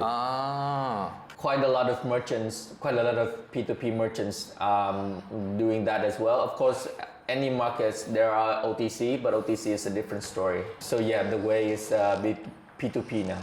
So I guess for the larger amount, people do OTC. For the larger amount and for so many other reasons, we cannot say. So many other reasons. Yeah. But people do that. Yeah. And there are people who have been doing OTC in Vietnam, and popularly known. Yeah. Yes, but I say. Do you know how much they charge? Like commission? OTC for OTC, yeah. I think if small amount they would do like 5%, and if big amounts they would do like 2%, I think. 5? That's fucking expensive. So expensive. Well, if you're not paying like 5% for OTC, then you're paying for 5% of commercial trade. Tax as well. Oh. So it's the same thing. 5% tax? Like trade tax, I think. What is trade tax? Is there such a thing? I mean, You mean capital gain tax? yeah, I think so. But capital gain tax, you have to make money first. Because when No, let's say I have 1 million baht or whatever, right? I make one swap, I go back, I have the same amount, I don't get tax. I have to make money. So in that And then case, they you would gonna have to tax this. declare what kind of activities, what kind of trading activities like that. Because if you have a amount of money and then you do something and you get that back, it's you who know that activity. The people who look at the order book do not know. They might think you're trading with somebody else for something. Okay. And that incurs Okay. trading. So, for example, if you do P2P, the centralized exchange is supposed to get 5% out of what you do in order to pay the tax for that trading activity. But if you do OTC, then it depends. Do you know anyone who get freeze, like the bank account freeze by the police? Something or something like that? There are cases. I mean, like for example, I can share like in Thailand. But I'm not sure whether this apply to Vietnam or not. Because in Thailand we have localized exchanges. Like me, even if I have 1,000 baht, like $30, I can scan the QR code. This 1,000 baht to Bitcup, and then like 1 second I get the money on the centralized exchange right away, right? So right now, the government want to ban P2P. Because P2P, they cannot track where the money is coming from. And there's like a lot of illegal money over there, right? So somehow my bank account used to got freeze once. So I have to call the bank saying that like I'm not this is not like the great money, you know. I heard so many cases being the bank account being freeze because of unrecognized or unregular like trading like activities. Yes, there are cases, and you have to submit a whole bunch of documents Yeah. and maybe receipts, bills, everything to clear the case. So yes, I heard of cases like that. So right now there's no for the audience. So right now there's no local exchanges yet in Vietnam, But then there's a new law. So from the research is that in September this year, so the government launched like a 5-year pilot program for licensed crypto trading, which means but then the minimum capital requirement is around 380 million USD, which is like 110 trillion Vietnamese dong, right? Which is a lot of money. And after 6-month period, like trader on the unapproved platform would face fine or criminal charge. So that's like basically they want to legalize the sex, right? Basically. Yeah. That's what they want to do. So what's your thought on this? First thing first, and I say this as a person who is a Vietnamese person and who listen to opinions within the community. I say this does not make much of a sense for the majority of people because to go a little bit deeper on what you just mentioned, after the 6-month grace period, traders, first thing first, they are asked to move all their access to centralized exchanges. With the license? Yeah, with the license. Which does That's not a big ask. Yeah, which does not make sense for a lot of people. Yeah, it's going to be very difficult. What about people in DeFi, right? Staking, lending, etc. everything. Yeah. People want to keep their access in their non-custodial wallets and everything. And then tradings on unregulated exchanges can be fined or can be classified as criminal records, which are I know for some reason from the perspective of the government, control is something, and then money laundering, so basically it's impossible, almost impossible to force people to move from global exchanges to the local one, right? I think so. Yeah, that makes sense. Impossible for some reason. I think it's something that can happening gradually, but it cannot be 100%. It's moved toward the regulated, right? But the question is like why it's so expensive? It's like 380 million. It's a lot. The reason why, I'm to be honest, I don't know the reason why. Yeah. But what I know is this $380 million US dollar is considered as equity, and it has to be put as a deposit into and controlled by the central bank, and you're not going to be able to use this money for operations. So it's more like a, what do you call, like a proof of reserve kind of. Yeah. That if the exchange go bankrupt, whatever or something, you have money to pay, right? Which is more like a last resort. Yeah. In case. Oh, okay. So with this requirement, It probably means that it's very hard to get the license, right? And the rumor is there is only 5 licenses. Okay, so this there is will only rumors, be, rumors. Okay. 5 licenses being issued, and then you need a big resource to like a consortium, or like a party to do this, and the party includes a centralized exchange platform. Okay. You need a commercial bank to back you up. Okay, CEX bank. You need a blockchain company. Okay, to do the tech. And then so any entity operating in Vietnam needs to have a Vietnamese identity. So this company needs to be a Vietnamese identity as well. So Vietnamese identity means what do you mean by that? Means that being recognized as a person by the Vietnamese law.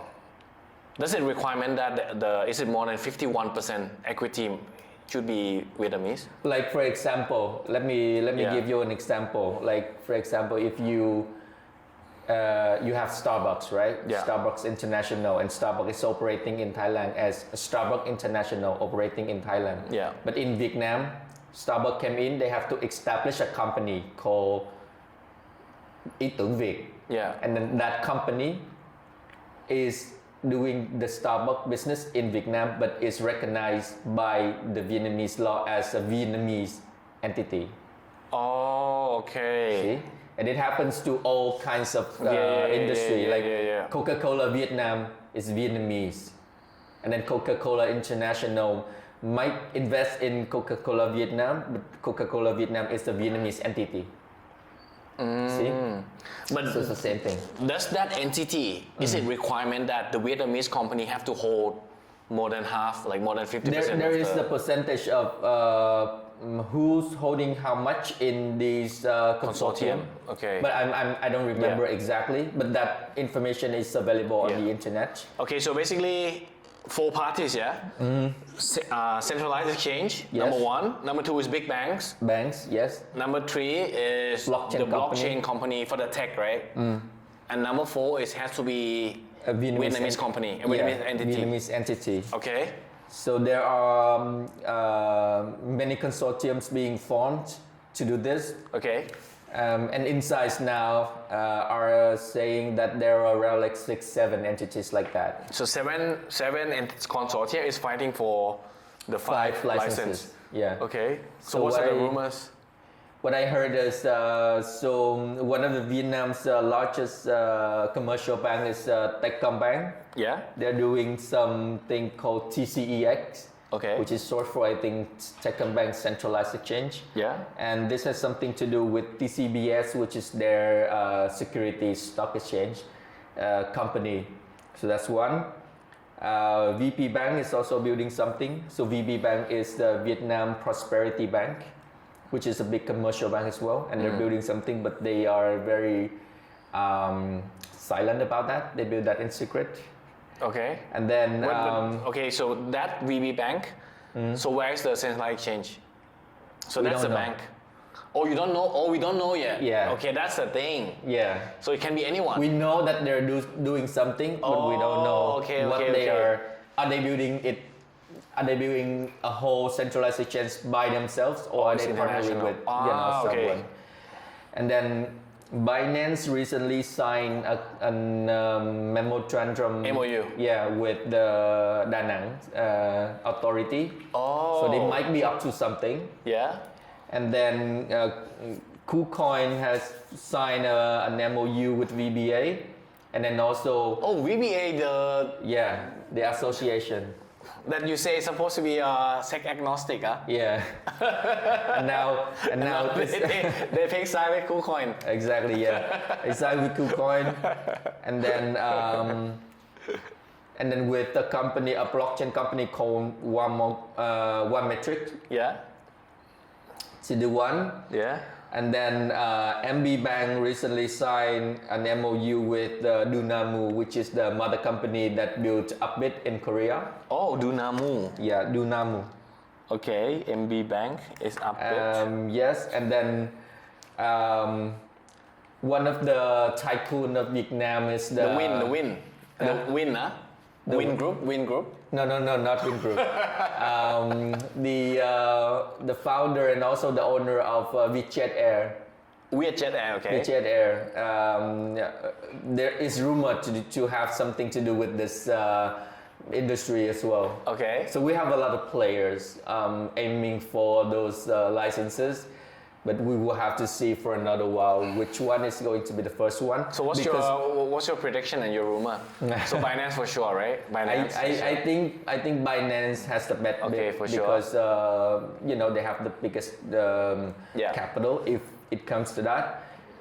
So probably Binance OKX being X Binance OKX should be right, being X. For OKX and Big X, I don't know. I don't have information about that, but I'll definitely be able to share. When was this is going to be public? Do you know when the consortium winner is going to get announced? They're not getting announced. They're only until one of the consortiums are having all the criteria met, then they would establish a company, and that will be the day that the 6-month grace will be counted. Oh. Because the 6-month grace will be counted on since the day that the first established centralized exchange is announced. Right? So Announced, not operate, right? Announced. It should be after you guys operate.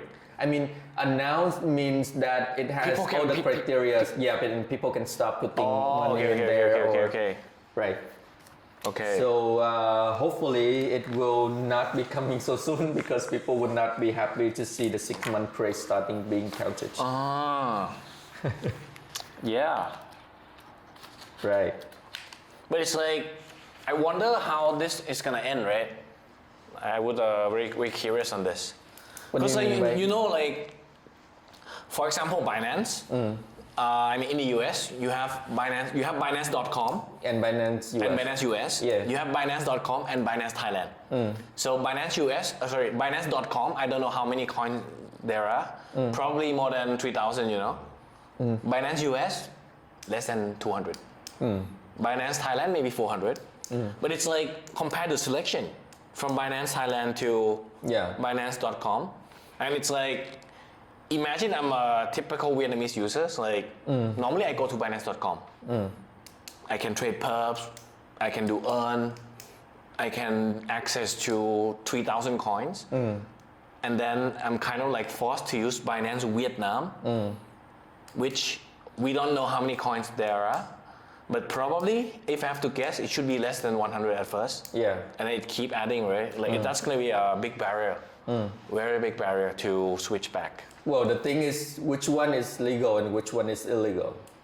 The one, right? the Vietnam is legal, right? So if you want to go for the legal one, if you want to be a user protected by the laws, and if you want to, not to have to worry about your coin being confiscated because of illegal activities, then that's a legal reason. Yeah, but if you care to venture, something out of the law, then it's your choice. Yeah, but compared to Thailand, for example, like Binance Thailand, so you cannot trade perps.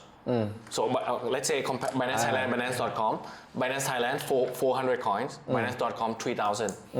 Binance Thailand no perps, Binance.com you can trade perps. Right. and because of perps, you can do margin and you can earn, right? So you can. So how earn works is that you basically let the people who want to leverage borrow the money. So it means that Binance.com, you can lend your USDT out. You can get yield. Binance Thailand, no yield, zero. Yeah. So it's like very hard to like if you already use Binance.com, very big friction to go back to Binance Thailand. I think. But what the government do to encourage all this switching back is that they have this 5 years capital gains tax free to make sure that if it's within the Thai jurisdiction, if you make money on it, so it's capital gains tax free. And I'm sure you heard about it. Yeah. Maybe Vietnamese can follow this. It's additional incentive. I think it's an informative one, but I think the government, the policymakers in Vietnam thinks differently. I think they're even trying to propose schemes like X trade, whether you win or lose, you would be charged like 5% of. Trading not the capital gains, the trading fee. Yeah, which doesn't make any sense and which receives a lot of criticisms from the community. So I'd say that's hard, man. I say no, because spot trading fee is like 0.1%. If you charge 5% on spot trading, like it's just only proposals for now. Oh yeah. But we don't know what they do. Only what I know is the regulations now is very similar to the practice of a stock exchange for the moment. And a lot of that doesn't make much of a sense when it comes to crypto. So we would have to see if there's any adjustment in the near future before this whole regulations being applied. Okay, so there is a sandbox for the whole country. This 5-year centralized exchange legalization, right? And there's also a Da Nang sandbox. So how the law works is that they establish a digital assets regulations. Yeah. Right, and then under that regulations, there are 2 resolutions. Okay. Following up, one resolution that came out first was the resolution for Da Nang Sandbox, where you can register as a company that operates in the blockchain crypto sector. Okay. And you register for sandboxes with specific use cases and how you operate. That's one thing that applies for Da Nang, and it's a financial center. And then the resolutions that came after was the one that regulates the centralized exchange, which is the 5-year sandbox, and that one is applied to centralized exchange and how you regulate a centralized exchange in Vietnam. So that's 2 different sandboxes. So I guess the Da Nang one is more flexibility. Like it can be crypto payment, it can be any other stuff, right? Yeah. Like crypto debit card, anything. For now, I know there's one crypto payment. It's called Basel Pay. Yeah. And the Basel Pay, what you can do with it is you can pay for services with cryptocurrency. And then for the other sandbox, it's only about centralized exchanges. So how does so let's say I go to the street, can I buy like small stuff? The Basel Pay, how does this work? It basically is like a QR wallet. code. And then but I need to, can I scan? I think you can scan with if you go to the shop that is in that sandbox, and then they have a QR code, they have a specific QR code for crypto payment, and you scan it and you can. But I have to use that wallet, right? You have to the use that one. wallet. Yeah. Oh, so let's say I have MetaMask or Phantom wallet. Can I just, let's say I have money on my Phantom. I think you would need to send your USDT. Oh, so it's not that practical. To the Basel Pay thing. Yeah. One thing for that is they also want to acquire users, no, for their wallet, for their apps. Then it's not that practical. I went to Solana Summit, not in the Da Nang, but a year before in Malaysia. So back then, like I can have my Phantom, and what they do is they have like, it's called Venta.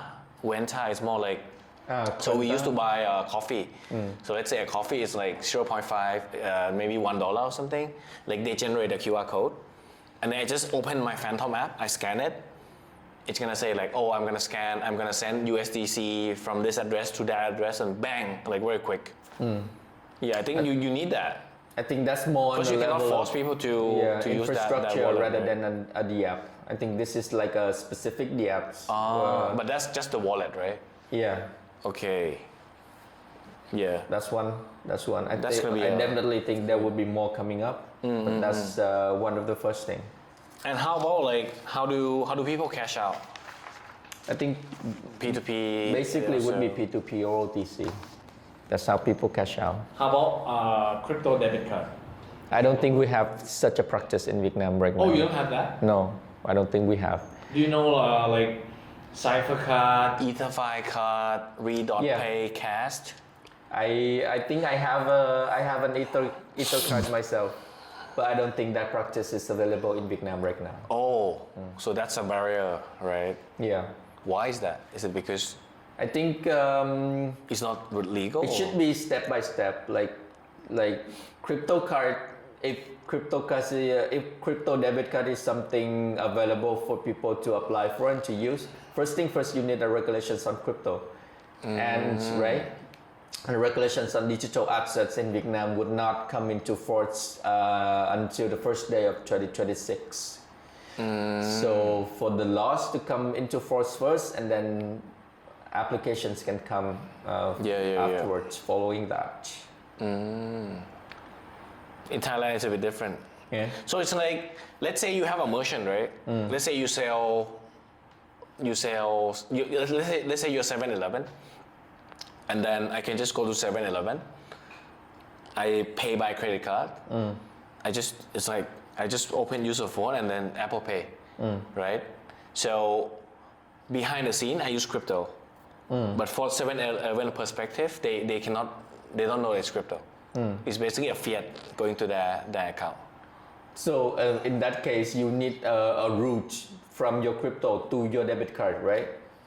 Yeah, so that's the infrastructure. Yeah, now we don't have that. So we will have to wait for that to happen. And then also, there's this official government blockchain now. How does this work? I think you're mentioning something I've known of as NDA chain. NDA chain? Yeah. What's that? An NDA chain is a blockchain that, from what I know, is they're going to put data of each citizen onto the blockchain as a smart contract. Oh, it is a government chain, right? Yeah, it is a government incubated project. Oh. By a government approved organizations, and I think what the project wants to do is to apply blockchain in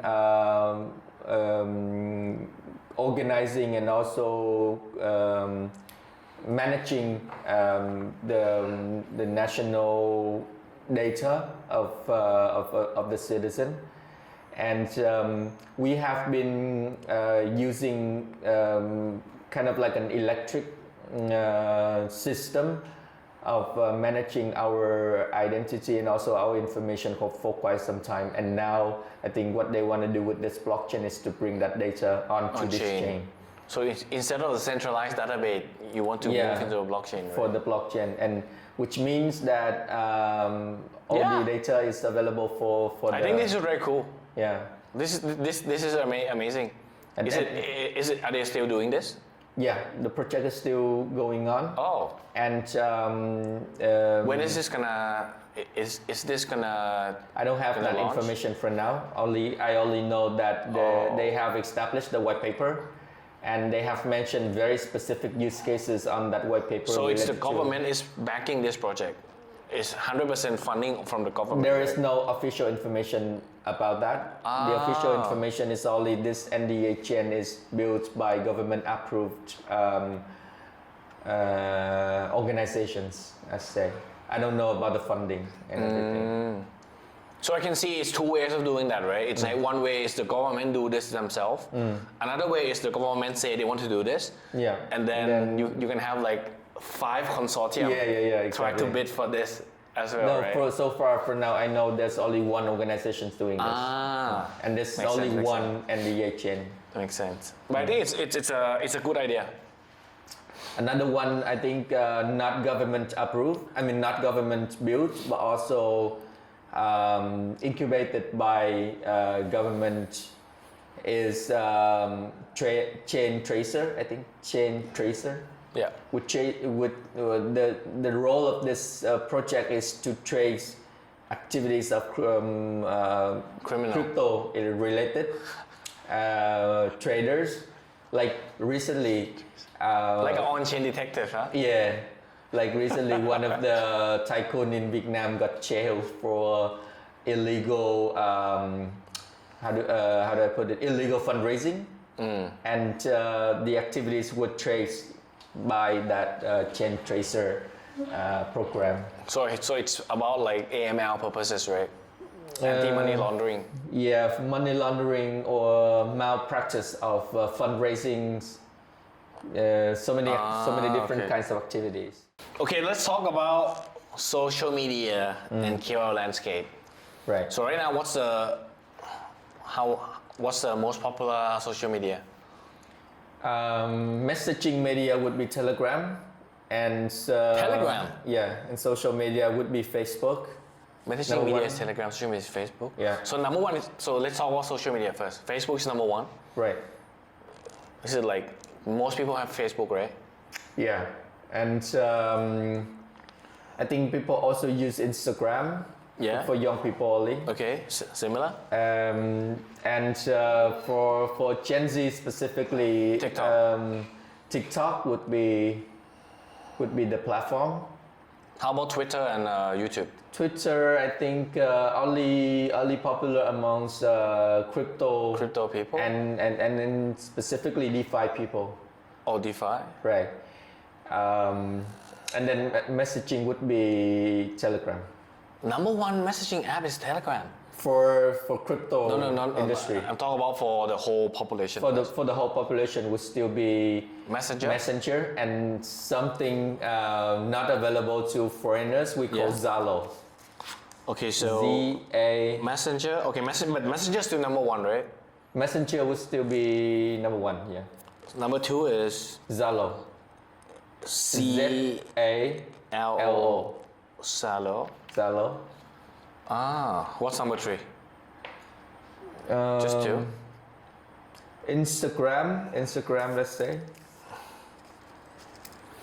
So it's not like. And then Telegram for crypto. Yeah. Is it similar to Thailand? Like, so Thailand, everyone use Line. It's very common. It's like 90% use Facebook. Yeah. Everyone, 90% plus use Line, right? Same, right? Yeah. So in Vietnam, the same. I Line think is so. Zalo, right? No, Messenger and Zalo. We don't use a lot of Line. Okay. But I mean, like, this Zalo thing, it means that everyone will have it, right? Yeah. Okay. Everyone, not only my age, younger age, Everyone. our age, but also older people would have Zalo. But older people, maybe they don't have Messenger, right? Maybe they don't have Messenger, But they always have Zalo. Yeah. So Zalo is number one, I guess. Yeah. Okay, Zalo number one. Can you do anything else in Zalo? Like, can you pay? Is it like WeChat? They have like, Zalo Pay. They have you Zalo can Pay, but it's pay. a different app. Zalo is built for messaging first, and then after that they build like similar to a Facebook, like fun, like what do you call your page? Like wall? You used to call it wall, right? What's that?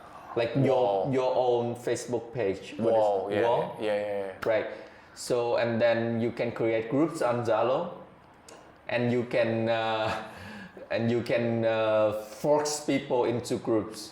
In Zalo, like you can force add people into groups. What do you mean? Like if I want to add you into a Telegram group, I have to have your permission, right? No. You can add right away. I can just force add you into Telegram group. yeah. Okay, it's the same thing in Zalo. Oh, okay. Like forcing adding people to groups. And then I think normally if you are a fresh Telegram account, you don't do anything with it. People can add you into the group. Okay, only if you set the setting. I think but I think if you set the setting, then they cannot. Okay, that's the way. Okay, that's and then also a lot of local businesses, they have Zalo official account. Yeah. Okay, so similar to Line. Similar to Line, yeah. Okay. And yeah. So that's why Zalo is very popular. Okay, so let's talk, if it's about crypto-wise, what's the best way for centralized exchange to get users? Best way for centralized? Facebook, right? Facebook, YouTube, Twitter. Thing is, in Vietnam, Facebook doesn't allow you to advertise crypto products. Okay. So you cannot do Facebook ads. I can post, but I cannot advertise, right? You cannot advertise. Okay. Crypto related, you cannot advertise. Okay. Best way for you to get for centralized exchanges to get users is through communities. KOL reference. Yeah. Okay. So you have your BD team. You have your BD team work with the community lead. So it's like a private Zalo. Huh? I'm like a KOL, trading KOL. I bring people to my private Zalo group, right? Yeah. Okay. Yeah, you can do that. But normally people would do Telegram more than Zalo in crypto. In crypto, yeah. How about YouTube? YouTube and Twitter?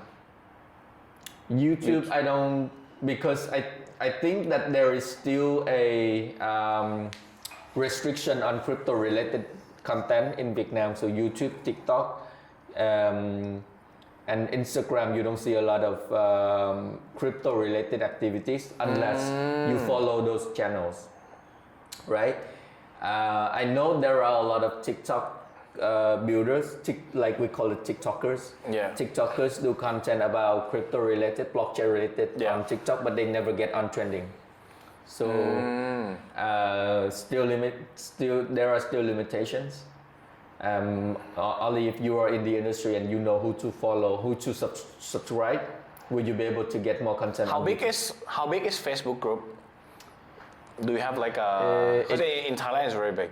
It can be as big as possible. Like we have like Upside, the community of 98. They have like I think they have like 120,000 members something. That's the biggest one, right? Yeah, that's one of the biggest one. Oh. And then there's like what is it like? The BitCup one has about 600K. Yeah, that's the big one. in Facebook, yeah. Yeah, Facebook is still the biggest. Yeah, Facebook is still king. Platform. Yeah. And then the KOLs are on Facebook too. The KOLs are on Facebook. Probably the same, right? It's like, I mean, same as Thailand, like you have Facebook KOL and you have Twitter KOL. Facebook KOL is more like trading, it's more like macro trading, technical analysis. Yeah. Twitter KOL is more DeFi, on-chain stuff, right? Yeah, Telegram is more similar. Okay, so similar. Is there like, because I heard like Telegram used to get banned, right? And then Telegram used to get banned this year, and then 2 months later they unbanned it, something like that, right? It was from what I heard is Telegram they didn't comply to Vietnamese authority asked about data. Yeah. In at first, but then later on they came to an agreement, and I think that I don't know the details of the agreement. But I think so at the end they have to bow to the government. They have to give up. So they got unbanned again. So it happened for around like a month or something, a month and a half. When you say ban, you mean like you have the Telegram in your Apple, in your iPhone. In your phone. You click enter, you cannot access, right? Yeah, everything keeps connecting. Oh, you can do this shit. Oh, okay. It keeps saying like connecting, and the circle keeps circulating. Oh, wow. But if you change your IP somehow, like if you know a way, then you can log on to Telegram. But that's if. But basically IP means that you have to use it on the PC. But you cannot change IP on the phone, right? Yes, you can. Oh, I didn't know that. I never do that. I never use a VPN on the phone before. Okay, you can. Okay. So yeah, it's considered something illegal at that time because you're doing something against the government. But people do that, and it got unbanned after a while. So I'm not sure whether this is same as Thailand or no. I mean, Thailand we use Telegram for mainly like three things, right? Number one is crypto. Number two is like for porn, prostitution. Number three, surprisingly, is for politics. okay. It's like if you want to criticize the government, use Telegram. If it's like there's like a democracy movement in Thailand, for example, like they always use Telegram. So it's this three purpose. Yeah. In Vietnam, is the same. For what I know, Because- is that number one is for crypto. Yeah, Number two is for underground activities, everything underground. like every other thing. Yeah, like Gambling. I think they do gambling. Gambling or- is it legal or illegal? It's illegal in Vietnam. Illegal, yeah. Yeah, you can go gambling in Vietnam. But people do gamble, yeah. I think so. On the illegal website. On the legal websites, even in real life, like they organize in real life. Casino. Yeah, like illegal casino. Like recently, there are some groups of illegal gamblers being confiscated and also being jailed by the government, and then they do like all kinds of things like colds, colds, right? Yeah. They do. I don't know. Drugs? I heard the rumor. A rumor is that there is a code that asks people to jump off commercial. I mean. What is it like? Wow. Shopping malls. They jump off the. Why? I don't know. What the fuck? One of the incidents just happened at Ramanai, building something In Thailand? in Thailand. How? don't know. People suicide, right? Yeah, and then it happened 3 times in Vietnam for like a few months So ago what's- at the same mall. What's that have to do with the Telegram? They share that news and they inspire people to do that on Telegram. What? That's what I heard. What the? In Thailand? Yeah, Oh, I didn't know. I never know that. I never know that. I just heard it from some of the people for the last few days. Okay. I never know this before. It's like I can share this. This is alpha for me. So it's like, let's say there's a fire at like the biggest shopping mall in Thailand. You can name everything, right? Like let's say that. So on the news, they will say like, oh, fire on the biggest shopping mall or something. They will say that. But on Twitter, you exactly see like what's happening. Like you're gonna see the fire, you're gonna see people walk out, you're gonna see the name of the shopping mall. Yeah. But on the news, you cannot. They don't do that. It's just the same, right? Because they don't want to damage the reputation of the mall. Yeah. They would try to hide it in some ways. Yeah. They would.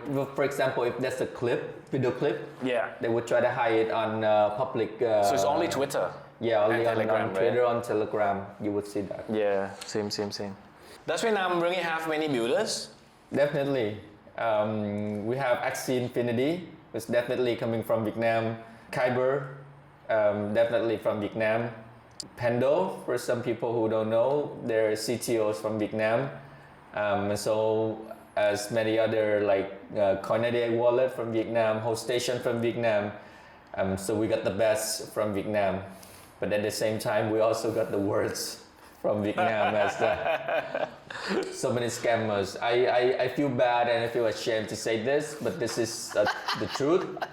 That A lot of scammers. Vietnamese developers have a very high reputation, yes, but also bad reputation when it comes to when people hear like, oh, this project is developed by Vietnamese people, then they tend to be afraid, and that should not be something that that is attached to the name of Vietnamese builder, because I have been in the industry for quite some time and have met quite some people to know that for people who are seriously building, the Vietnamese people, they are really talented, and they know what they want. They know what they are building, and they go for it. It's just because sometimes the bad reputation is also a barrier to them for them to go out there to introduce. What do you think are the secret sauce? So why there are many projects like Pendle, like they're really successful on a global scale, right? So much TVL, like almost like 10 billion TVL or something. They're very big. Like, what's the secret sauce of why so many Vietnamese projects like go global? I think experience is everything. I think Vietnamese builders have been exposed to the international landscape very early. Like we have Axie Infinity, now Sky Mavis, the whole company, and Ronin blockchain. Wait, so Axie Infinity is coming from the whole team started as a Vietnamese, right? The founders are Vietnamese. All founders? I only know one founder. Okay. And then I know the CTO is also Vietnamese. And then the whole team is Vietnamese. And now they have a lot more international builders joining, and a big team now. Yet the game was really good. Like Axie Infinity, like the game itself. I mean, if you play for like less than 10 hours, I think it's fun. But after that, it's more grinding, right? Thing is, game and GameFi are two different things. You come for game for entertainment, and you come for GameFi for finance. Yeah. So your purpose has already been different from the start. So I say the thing is you need to know your audience. Who are you building your platform for, right? And for the majority of Vietnamese developers and builders I know, they are well trained in that sense. So platforms that they developed, the apps that they build, projects that they incubate, they have a strong backgrounds and information of what they want. And let's talk about one by one, right? So let's talk about Axie Infinity. So the mother company is Sky Mavis. They rebrand to Ronin. So right now, how was the scene? Like when after the rebrand, are they still popular how popular is Ronin in Vietnam right now? I think because the GameFi is drying down a lot. Axie Infinity is more and popular. Even Ancient 8, like Ancient 8 used to be a gaming guild, but then when GameFi has been it's not going anywhere, they have to rebrand, right? Into other thing. Yeah. The GameFi narrative is going down, all over the world, not only in Vietnam. So Axie Infinity is still known as an example, as a good example, as a leading example in to Vietnamese users and also builders. I don't think Ronin gains that big or that much of visibility compared to Axie Infinity. Yeah. But they are building with focus and with intention now. So for me, I say all the best to them. And I have been talking to the head of research of Ronin, who's a Vietnamese, by the way. And he's very knowledgeable about blockchain and have been finding out ways to develop the ecosystem. So I dare say they know what they do, and they're going for it. Like I think during GM Vietnam, which is a few months ago, they introduced a fund for, I think they call it Ronin Forge, a fund for GameFi and GameFi and GameFi too. Platforms that builds on Ronin. Okay, so that's Axie Infinity, and then we have KyberSwap, which is like one of the OG dexes. Yeah, and then they got hacked, right? I think they got exploited. Yeah, that's the word you want to say. It was quite big, yeah. Everybody was well informed about that. It was actually a. I just know that Tian, Tien Lee, the Pendle founder, the Baltic guy, he used to be a BD at KyberSwap. You know? That's interesting. I don't know him personally. I think the incident on Kyber network, what happened was there was one time the user was swapping a pair without checking the liquidity on those two pairs. Yeah. And that one was having nothing to do with the platform. It was having everything to do with the pair of token the users were swapping on. So that's one thing. But the other thing is there were a hack on the system, the platform after that. And the team, what I see as a positive sign for the team is they didn't quit, right? Yeah. They didn't abandon the platform. Like there was no hope. They fixed it, and they keep building the platform ever since. So I say they're serious builders. Okay, so that's a theme. Okay, so that's Kyber. And then Pendle, how do you know, do they have many people in Vietnam? I think Is it just a dev team? Mostly developers, right? I don't know their team like personally, but I know the CM in Vietnam. And I think they're growing a community quite. I was at that office in Singapore, but I'm not sure whether they have like a dev team in Vietnam or no. That's the thing. I'm not sure. I say this generally is that the majority of organizations in our industry, they would tentatively try to hide the whereabouts of their dev teams. I don't know if it's because of the reason It's cheaper. I think maybe that's one of the reasons. Do you know, like, let's say, But another one is about security, I think. let's say I want a full stack engineers around 5 years of experience. 5 years of experience. So how much? What's the salary in US? If I hire them from Ho Chi Minh, full stack, 5-year experience. I don't think I have the correct answer for this one because it varies. And then also, I don't hear a lot of people do that. I mean, like, they don't do that individually or solely. They do that in a team. So what you can find more easily in Vietnam is if you have an idea, you have a platform you want to develop, and you find a team to do that for you.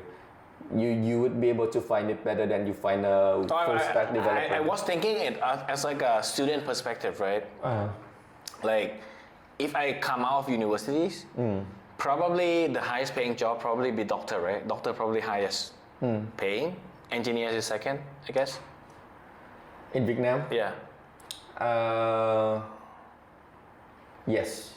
Engineering. Lawyer is less than engineers, right? Lawyer is much less than engineer. Lawyer is not the pay grade for lawyer is not that high in Vietnam compared to engineers. Yeah, to international standard or engineer. It's like it's different from the US, right? US is like lawyers, like more than engineers. In Thailand, it's like engineers slightly more than lawyer. Oh, I think it depends on which lawyer, which engineers, yeah. Right. But in the US, it's like lawyer is here, engineering is here. Yeah, but I definitely say but the basically, labor cost is if you're engineer, you're like very respected, and you get paid more than the average, right? That's why many people want to pick engineering. Well, if you say IT engineering, then like software engineers, people who write codes. When you mean like respect, I say they pay the respect much more higher to the doctors and to teachers, professors, and then engineers consider like a proper career you can follow in the society. The respect is the respect to the fact that you have a proper career, not the respect that you have like a job that everybody look up to, I think. Yeah. No, I mean, like I'm talking about like the Asian parent, you know. The Asian parent, if you are doctor, lawyers, or engineers, it's gonna be much better than you are becoming a teacher, for example. From the parents' perspective. Yeah. From the society perspective. Yeah. You can say that, I think. Yeah. Okay.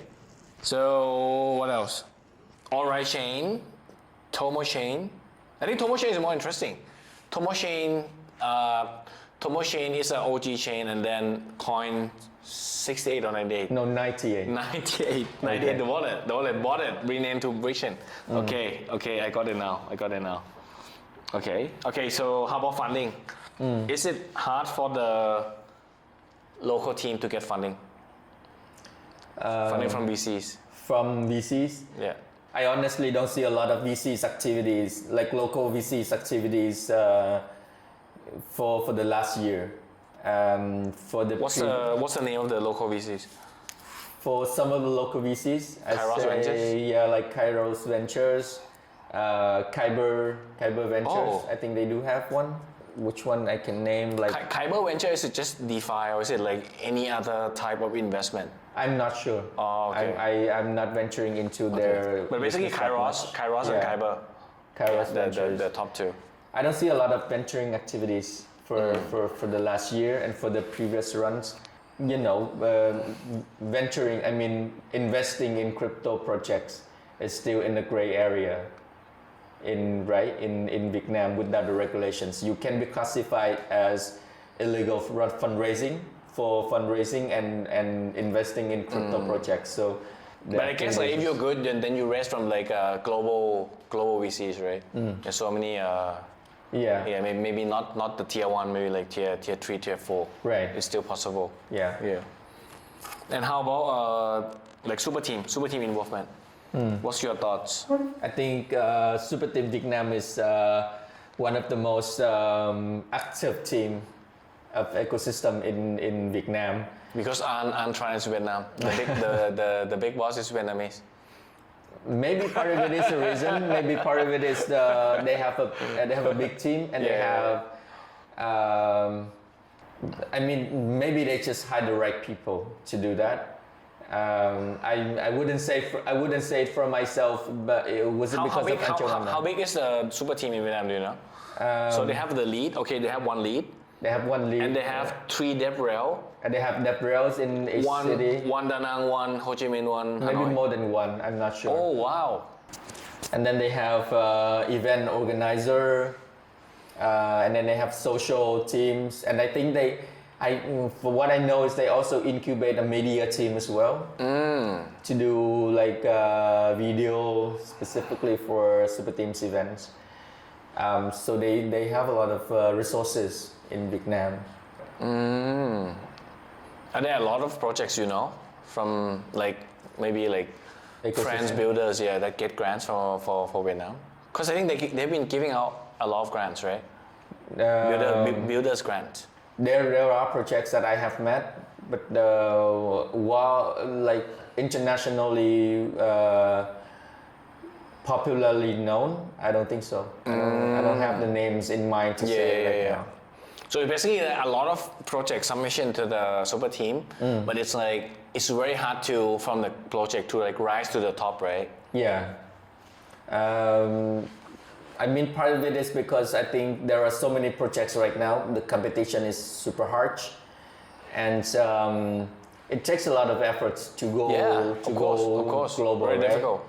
Even difficult. Like to the Colosseum hackathon that they have, very selective. Like they have like the one called Colosseum.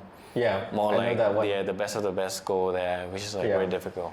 I think I recently saw a post on the Colosseum stats. Yeah. I think there's like 50 something projects from Vietnam going for that one. Oh. So let's see. I'm not sure the acceptance rate, but it's like maybe like 2 or 3% acceptance rate, like very low, very hard to get in. Yeah. And they say they will announce something about those Colosseum projects in the Solana breakpoint. Yeah. So yeah. Coming up in like December. But I mean, like, is it? Because I meet a lot of people who do. I mean, let's call them like builders, right? But it's like these guys. They go to hackathon a lot. They go to a lot of hackathon, but it's more like grants hunter, like a bounty hunter. Yeah. Like they don't care about the chain. Yeah. They're like, whoever give me the most money, I go. Yeah. Is that the same thing happening? Like Well, if it's the same thing happening, it's happening everywhere, right? more But- like grants hunter. But I dare say there are grant hunters like that in Vietnam where they keep bringing their project to different ecosystem and to ecosystem getting the grants and claiming that the grants go back to their developers and everything and the platform never goes anywhere. But yeah, I don't know. For me, I feel like it's one of the problem that every ecosystem has to face, and Because it there's a matters. lot, because especially in Vietnam, because you guys have a lot of dev shops, right? And dev shops, all they think about is revenue. It's like, Yeah. which grants do I go? They just go, and then get. But then the struggle would be like, even when they get the grants, they don't. It's like, it's more like they just win the hackathon, get the prize. And most people, they stop there. Another step, it's like they get the grants and then they just do whatever until the grants finish, and then they just jump to the next project, right? Yeah. So the thing for ecosystem, I think most important thing is not to find the people who can build a platform, but find the people who are building the platform for a reason. And the person who's building for a reason is going to go with the platform to the end. Yeah. So yeah, it's harder to find people like that, I think. Yeah. I think when I talked to you at Hai Di Lao, you mentioned something like a lot of grants hunter, but the project does not go anywhere. It's like a misconception about Vietnam of like their builders market. But then it just turned out that these people just become a grants hunter, and it's not going anywhere. Something like that. I'm not sure. I don't remember exactly the context, but what I would say is, I know that there are a lot of dev shops, right? Yeah. And then the dev shops, they already have the expertise on building the platforms. And what they care about is revenue, right? They Yeah. have to raise their teams and everything. The Yeah. developers, they are not. But the mindset is so different. Yeah. Like this dev shop mindset is like, I talk to a lot of dev shops, right? It's like, I don't care about the fucking product. Give me the money. Money come, I build. Yeah. That's it. I stop. It's like, it's not like a founder mindset. It's not like, Of oh, course.